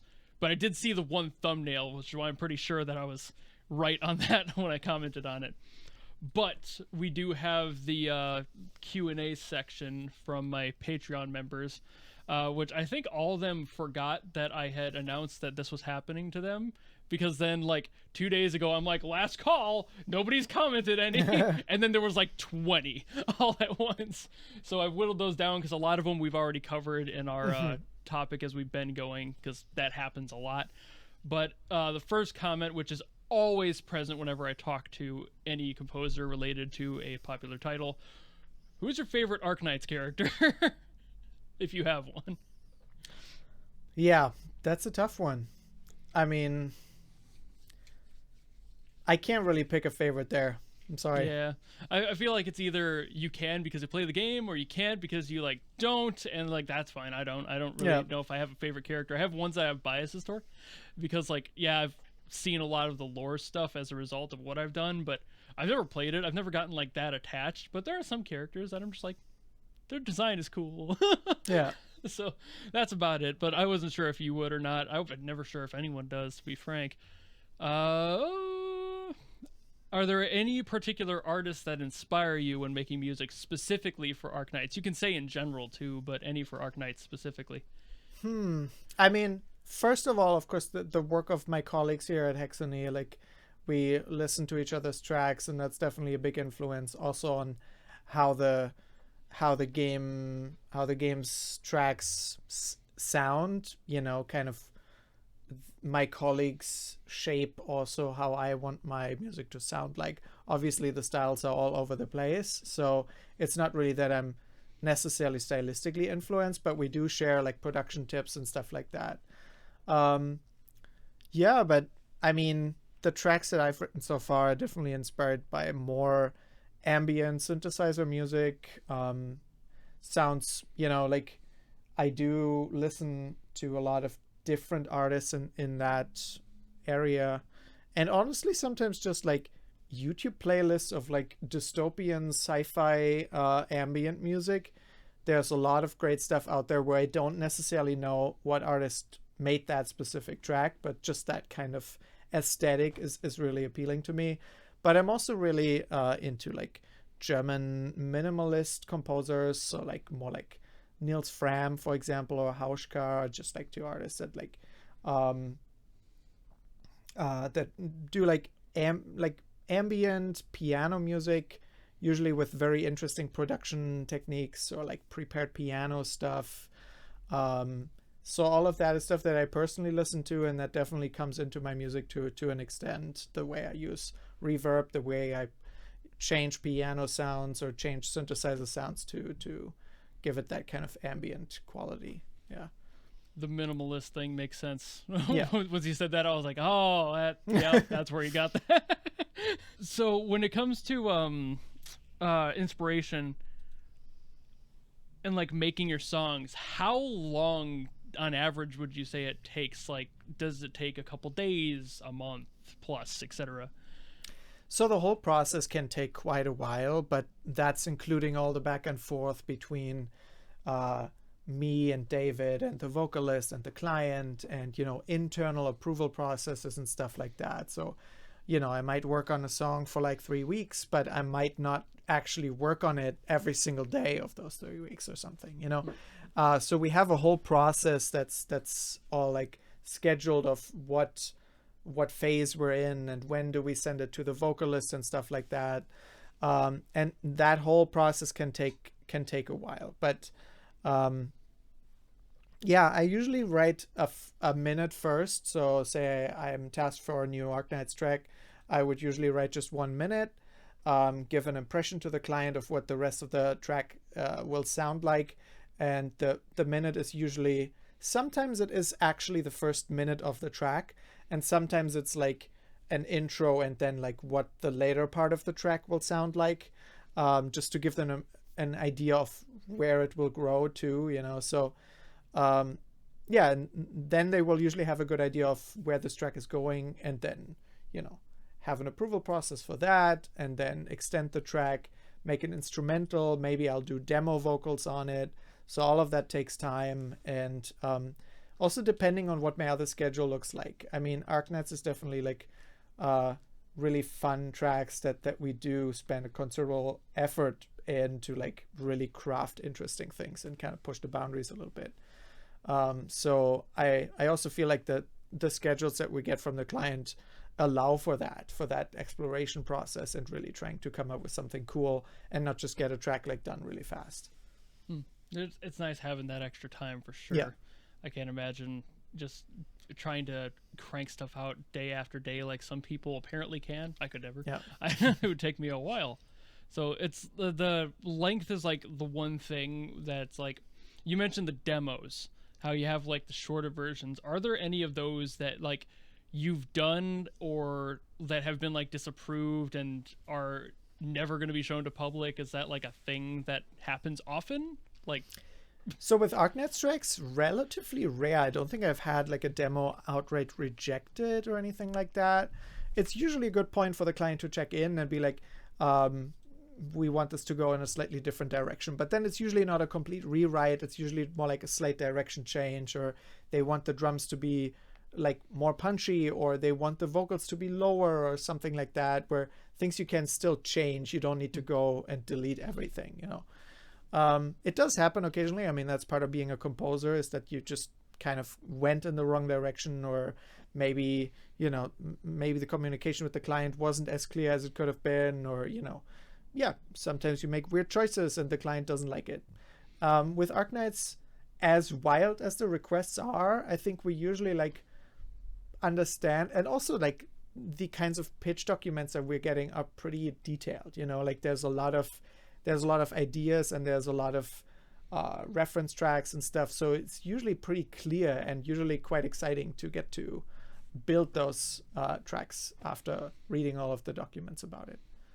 So do you end up like not having, or do you have like songs that are like maybe just melodies or concepts that you keep around? Do you keep those, or do you just kind of throw them in the recycling bin, never to be seen again? I think David was talking about how he had like his like giant library of potential lyrics that he keeps around at basically all times just in case. Interesting. I didn't know that. Yeah, no, I don't really do that. I know other composers do. They keep maybe like session folders or something with rejected tracks or something. I don't know. I mean, I'm sure sometimes it would be helpful, but honestly, like I usually start from scratch when I get a new project and try to come up with something right away. What I do is like save presets of plugins or synthesizers or like stuff like that I then import, like a certain sample that I created that sounds really cool. I'm going to reuse that and make it part of my sound. So that's definitely something I do, but keeping like melodies or chord progressions or something, not really, no. Yeah, to each their own. It's like, that's always cool that some people just toss stuff. It's like, I'd be terrified. I'd be like, what if I can't think of this one again? What if I find the perfect moment? I do that with synthesizers. Like I have hardware gear that allows you to save presets and stuff. So that's, I do like jam sessions and stuff, and I save presets that I really like, and it does help to go back to those and be like, oh, yeah, I remember when I made that, and then try to use that in new songs.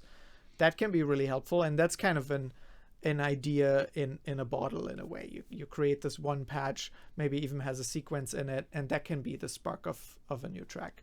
Right. Like, does that ever lead to like, or really anything with your music, does that lead to like regrets? Like, do you have any regrets after you're done writing something, or even after you've done deleting something that just didn't work out? Interesting. You mean regrets in what way? That like the track turned out the way it did, Or just in general? Like, do you ever like finish a song and then you're like, I wish I did something different. I wish I could have changed that. Like, does that ever like, we kind of mentioned that way at the beginning of like having that experience of like, you're always changing your inspirations, and you always have those moments where you're like, I kind of wish I did this other thing, but not always does it feel like a regret. Like, yeah. So do you have those moments or no? I feel like I'm usually happy once a track is done and approved and out the door. I'm usually like, first of all, happy that the client is happy with it, and that's kind of the most important thing. Like, we've came to a track that everybody's happy with, and I usually try to then be okay with that. But yes, you go back to it and you might discover like production things that, again, I would do different now, or maybe a slight change in the harmony or something. They're like, oh, this, I could do this more elegantly now these days, like there's stuff like that. But ultimately, a track is always a bit of like a time capsule of what you did at the time, and that's kind of how I try to see it. It's the best I could do at that time, and people approved it, and it got released. So I try to see it from that perspective. I usually don't have huge regrets about any of that, but certainly if I had the choice, there's stuff that I would do differently now, but nobody's asking me to redo that track. It's not so much regret, it's just kind of the personal growth, looking back and going, I'm better now, and like that's normal. So that's totally expected throughout it. I was kind of feeling when you were talking about like those moments where you look back on them and you're like, I kind of like this, or like I'm liking the way this is going, but at the end of the day, as long as it's approved, that's the goal. And I feel like that is a hard thing for a lot of people who aren't used to that to understand. Like, I have enough of that being from the editing background, art background. I've had plenty of that experience where it's like, yeah, as long as the client is happy, I am happy. Mostly because I don't have to do it again. Yeah.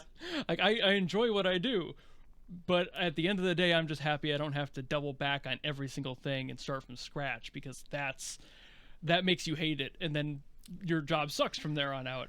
Yeah, I think this is one of the challenges of this job, is to get emotionally invested into a track when you first work on it, and try to come up with stuff that you really personally like, Like, when I write a track, I usually like what I do. Otherwise, I would like delete it, because, like, I'm not going to write something that I personally don't like and just trust that the client will like it. Usually it, like, I also like what I do.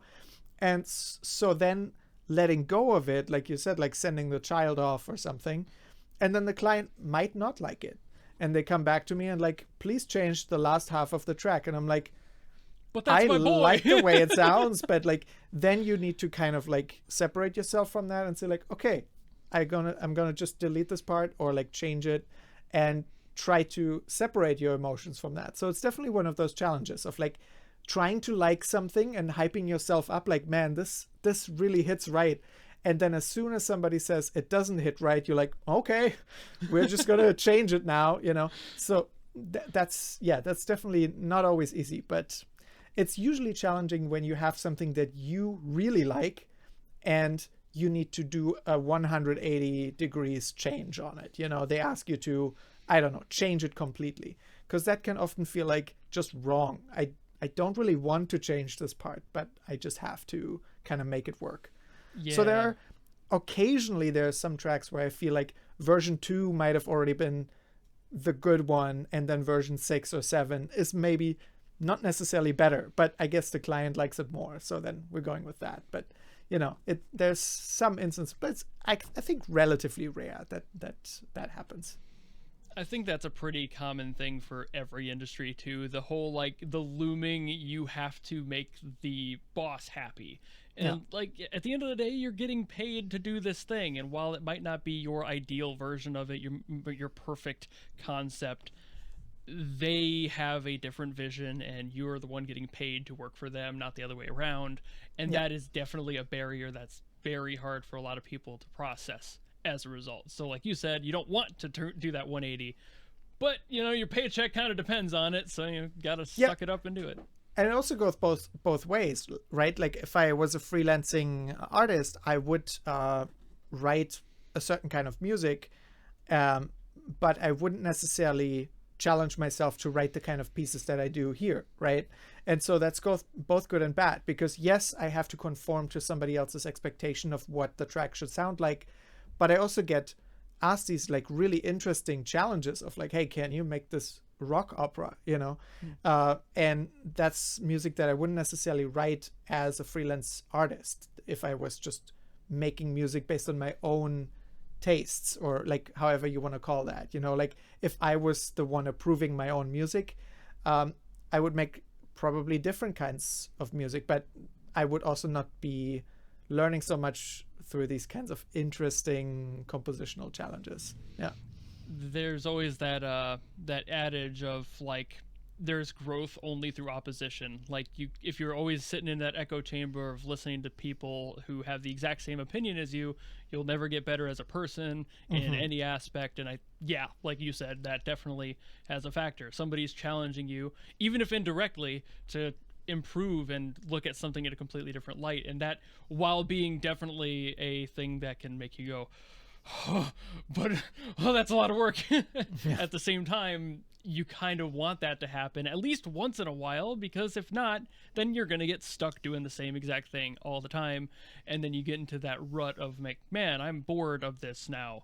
So there is probably a general benefit overall to having that challenge go down, because if you didn't, you'd be stuck doing the same genre, sounding the same, like we talked earlier, making generally the same track with those like same motifs all the time, and not expanding that ability and having those varieties to your overall portfolio. So yeah, there's just so much of that.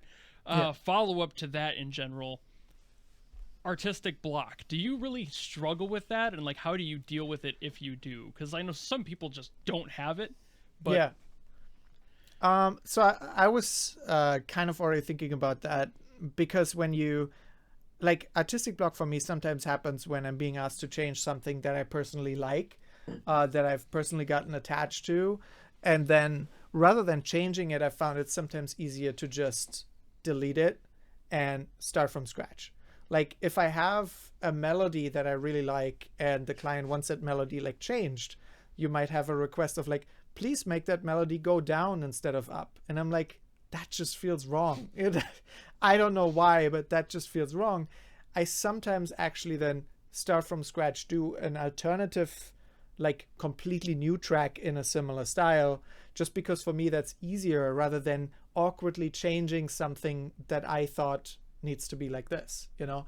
So sometimes it can actually be easier to go back to the drawing board and start from scratch something, because then your mind is a little bit more free and is not trying to make something work that you thought already works, you know? Yeah, like having to change things 180 might be a stress for art block, but that just breeds an option to start again, and sometimes that's good. Do you ever have those days where like you can go for days or like a week without any music going through your head? Like, do you have like a full art block, or is it just those like situational moments where you can't do that one thing, or is it just days, weeks, months on end? It's usually not the case that I won't be able to write music or something. It can be sometimes for a couple hours challenging to like come up with something cool, because also the pace that you often work at, you know, like you can already be kind of behind on a task if one day just doesn't really go as well as planned, right? Because you have to put out music and you have to come up with cool ideas.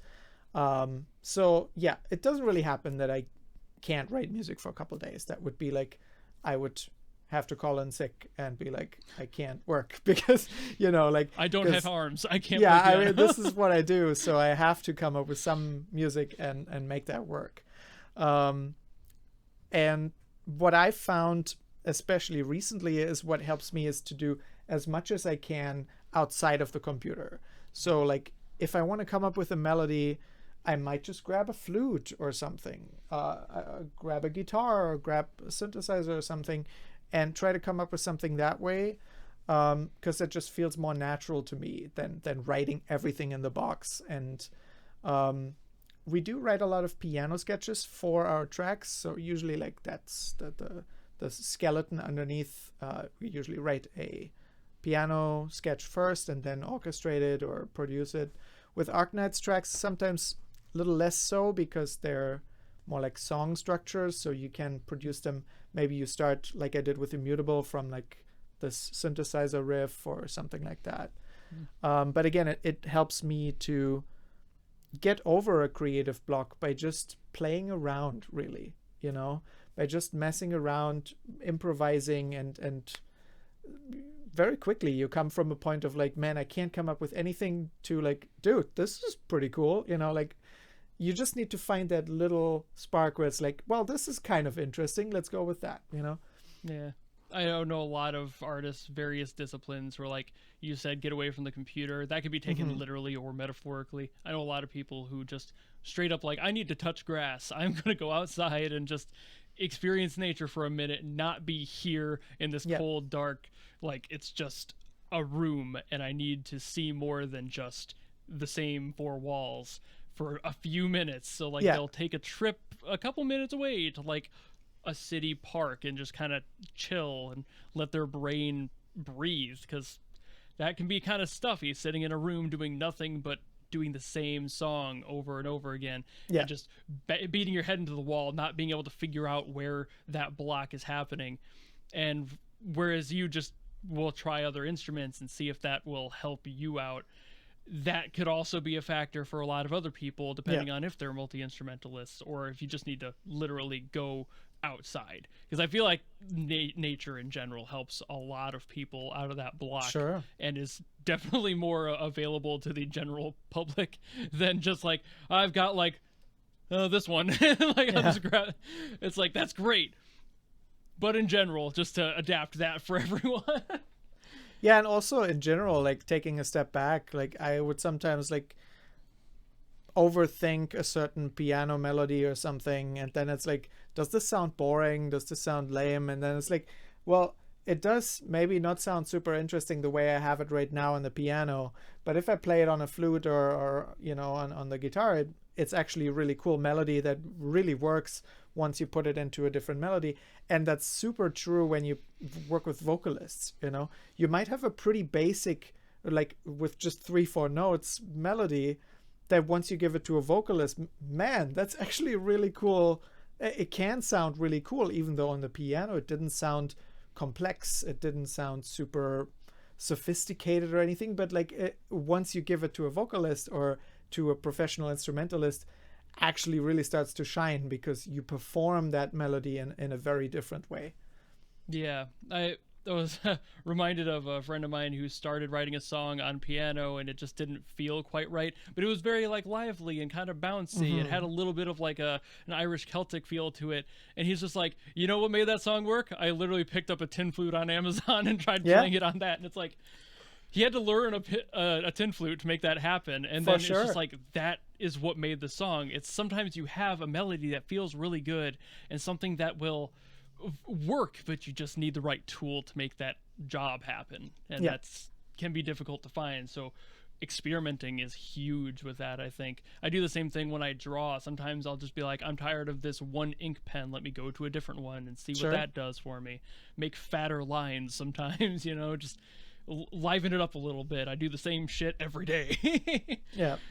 When it comes to like, we'd already talked about how you got into like the Hexany situation, how you were basically just like right out of college, did a little bit of personal work, and then got into Hexany. Was that a hard thing to get traction into, or was that pretty just kind of like you described it, pretty immediate, of just like 1, 2, 3, I'm here? Yeah, it was definitely, I would say, a bit nerve-wracking to graduate and then also be in a foreign country. Ultimately, me being in the US, also having to deal with visas and stuff like that. So all of the normal life stuff is still there, but then you also need to find a job, like need to build a career and so on. So it's definitely an extremely challenging time to make all of that work, and then also to have um, the focus, to apply to a job and then actually put 100% into that job application.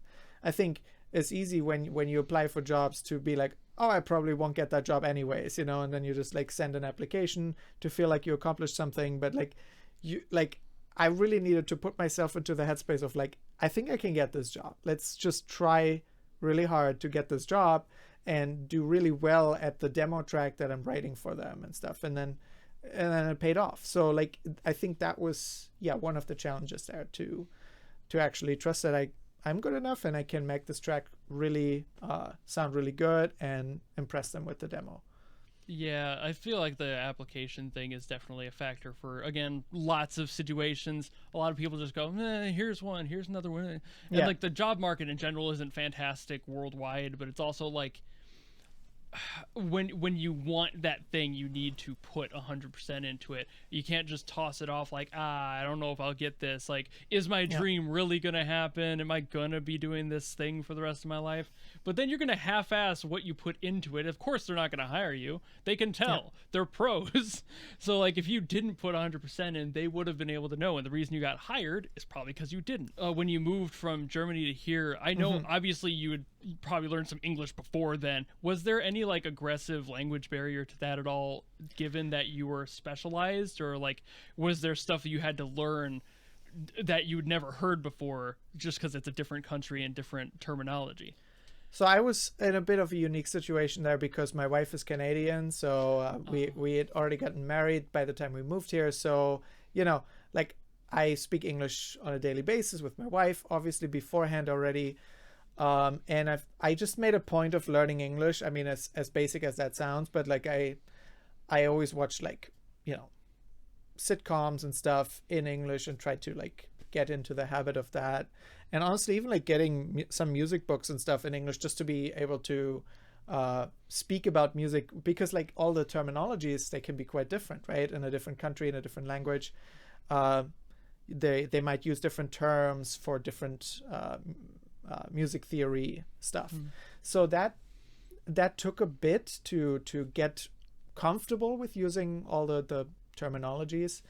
But then again, it helps to have a partner that you can talk to every day, and she's actually like also correcting me if like I do some grammar wrong or something, and I still do, but I think it's getting better.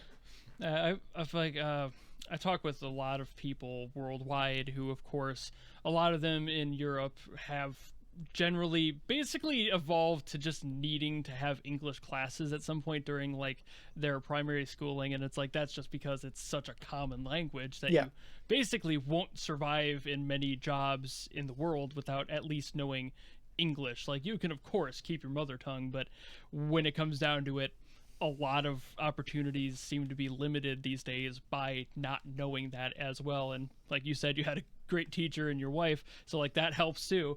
But like I've got a friend of mine from Germany. She knows perfectly how to speak English, always has, at least as far as I've known her, but she will make like comments that I'm just like, what?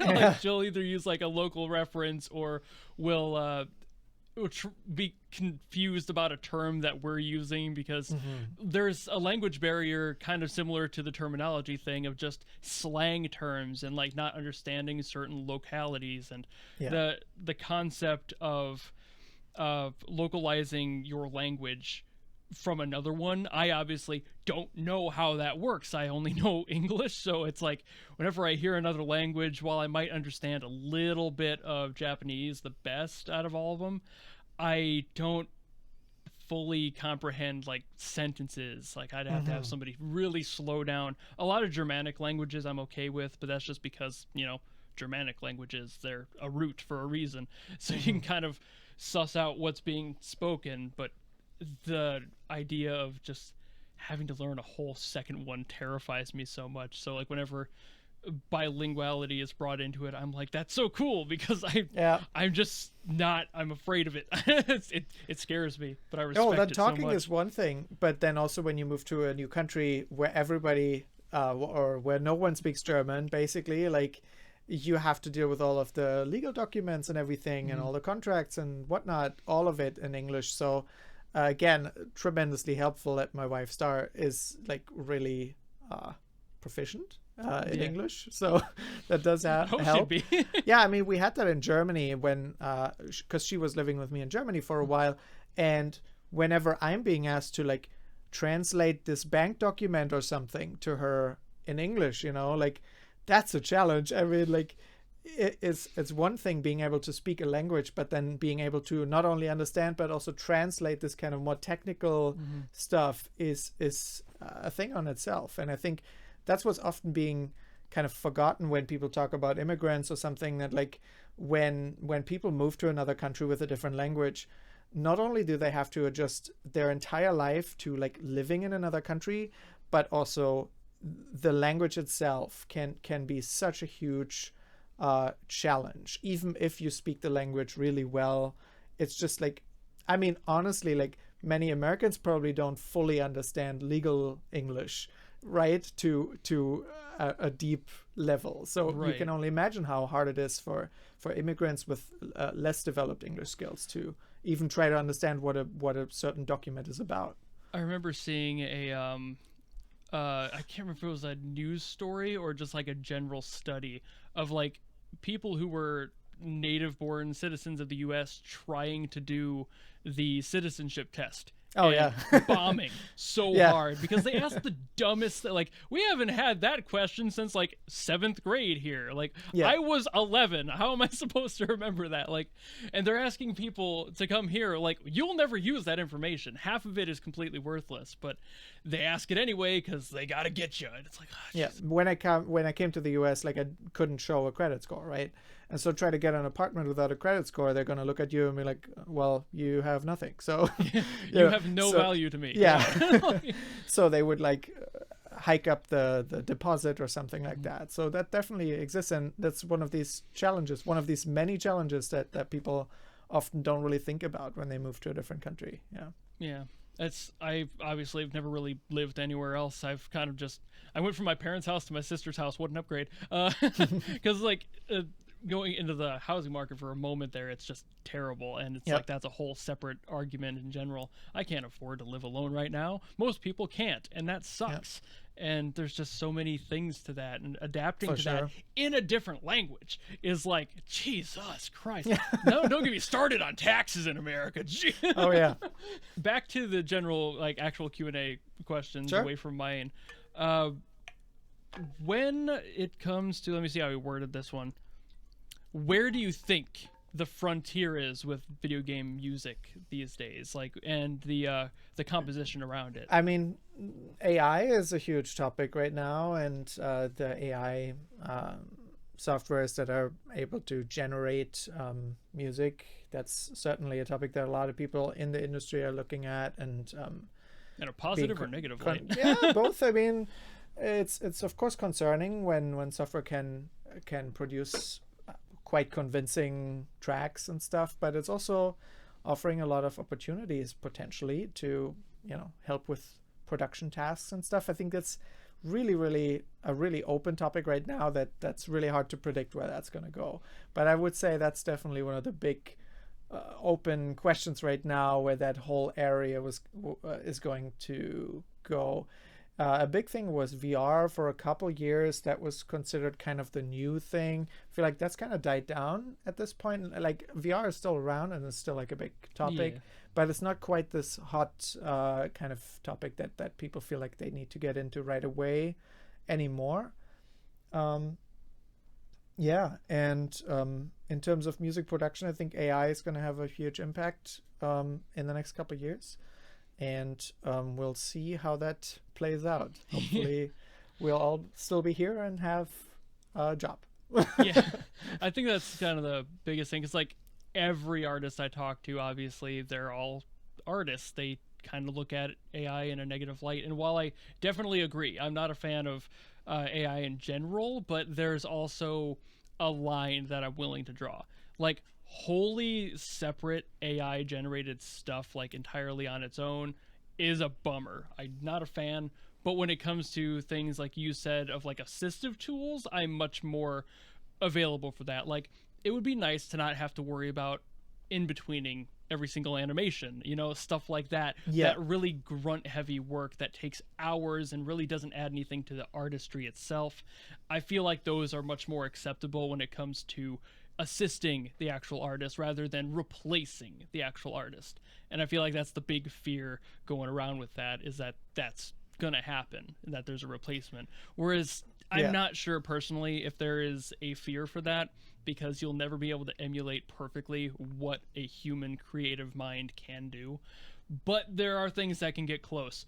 However, like last night, somebody in my own Discord actually sent me, he was just goofing around with a prompt about like, I think it was like an anime intro about somebody who likes the feeling of earthworms in her toes or something like that. And the song was like, it sounded very stereotypical, like anime intro. But as the song went on, the singer like went to dialect school. Like, you could hear her getting more English as the lyrics went on. And it's like, that's the type of thing you're never gonna like fully weed out, at least not in the next decade. Like, yeah, it might have gotten much better in just the past year or two here. Yeah. But that's a year or two for music. Like, that's a whole separate like learning curve that AI has to do. Whereas like they've focused mostly on still art and moving picture rather than music. So I think you're a couple years out from them being as good as like writing Stanchion, for example, like being able to put that personality and those thoughts in. Whereas an assistive tool to maybe offer up options would be more what I would expect out of it at the end of the day. Yeah, and I think it's also up to legislation if there's anything changing in that regard, because there's lots of unanswered questions about copyright with AI and stuff like that. So it's really up in the air right now. If you're looking for cutting edge, that's definitely where a lot of open questions are currently at. Yeah, that's like there's too many open questions to really call that right now. But claiming it as a frontier makes sense at very least. Like, it's the thing people are worried about. They're kind of nervous around it, but it is definitely a boundary to push.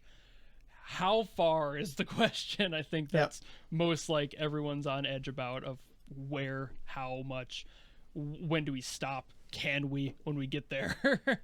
but on a production level, I would also say sample modeling has gotten really good.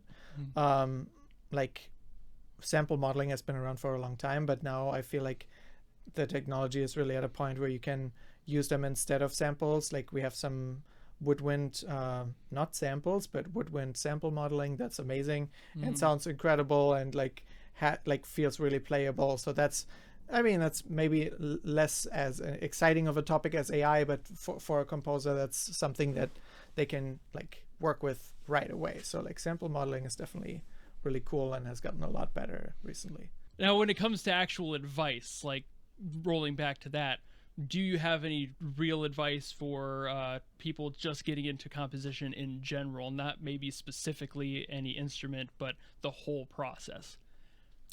Yeah, that's tough. Just general advice, I would say learn at least one instrument. I mean, I know that there's some composers that, can't play an instrument or might not even be able to like read music or something, and there's things to say for that as well. I mean, technology definitely helps with that and allows people to create music, but I just think it enriches like making music so much, actually getting your hands on an instrument and actually trying to learn it, trying to play it, even if you're not becoming the most amazing flutist or whatnot. I think that's where music becomes really interesting, when you can actually get your hands on something and play around, not necessarily in order to produce a product, but just for the enjoyment of music. So that's something I would always tell. And I talk to a lot of younger composers that start out, and some of them work completely in the box and work completely in the DAW, I'm like, that's fine if you can produce a really cool track that way, but it could maybe be more fun to actually start using some live instruments or even to just sketch out ideas. I think that's really cool to play around with real instruments, because that's where it all came from. Yeah. And I would expand that to say melodic specifically, because like as a drummer, it doesn't help much. Like I know drums, I can't write melodies well, so like knowing piano, knowing guitar, that's much more useful in that grand scheme. And knowing music theory obviously is a huge up, because again, even if you can just stick in your DAW the whole time, it might be more difficult to think outside of that box if you don't know what the box holds. So learning music theory is at least one thing I would hold to people because of that reason. But learning an instrument first in general, even if you don't know music theory, if you can play guitar, if you can pluck around on the piano and do basic chords, you can write a lot of stuff with the basics. And I would also say, like, something that I always try to embrace is just enjoying that learning process, you know, like rather than being intimidated by people that can do more or better stuff than you, or like know more, always trying to just embrace the learning process and I'm consistently fascinated by how complex and deep music is. And you look into this new field and then you look into that, and it's like, feels like opening this door, and like there's so much stuff out there that I had no idea about, you know. And rather than feeling bad about that and like, why didn't I learn about this sooner, you know, you could make that point and be like, well, I feel bad now that I didn't know this before. You could be like, man, there's so much stuff that I can still like explore here. So I think just framing it from like a positive perspective there is really helpful. Choosing what you want to be as any career in life is like, do you want to be the person who learns to create, or do you want to be the one who exists to love and respect that to the end? I feel like that with other things, like mountaineering, for example. Like I really like watching documentaries of people climbing incredibly high mountains and doing very dangerous things. I'm like, that's amazing, and I'm grateful that you can do that and that this was filmed, but I don't want to do it. Like, not at all. I don't want to learn like rock climbing. Actually, to an extent, I do want to learn it, but like, safely. I'm probably not going to do it, and I'm not going to climb Mount Everest. Probably not. Right. But I'm happy for all the people that get to do that, and cool that exists. But yeah. Same thing for me. On like, I love to mountain bike. I don't like to extreme Red Bull mountain bike. It's really cool to watch the GoPro footage. I am not jumping a 30-foot gap. Thank you. Well, that was the last question I had, was the advice for the newbies thing. So I guess we got really close when I guessed 6:30 as like the time for mine, at least. I don't really have much of an outro. I never really do for these. It's just kind of an issue of me getting over what we call the Midwest goodbye, which is the constant issue for anyone in my area. Thank you very much for joining me, Robert, on this.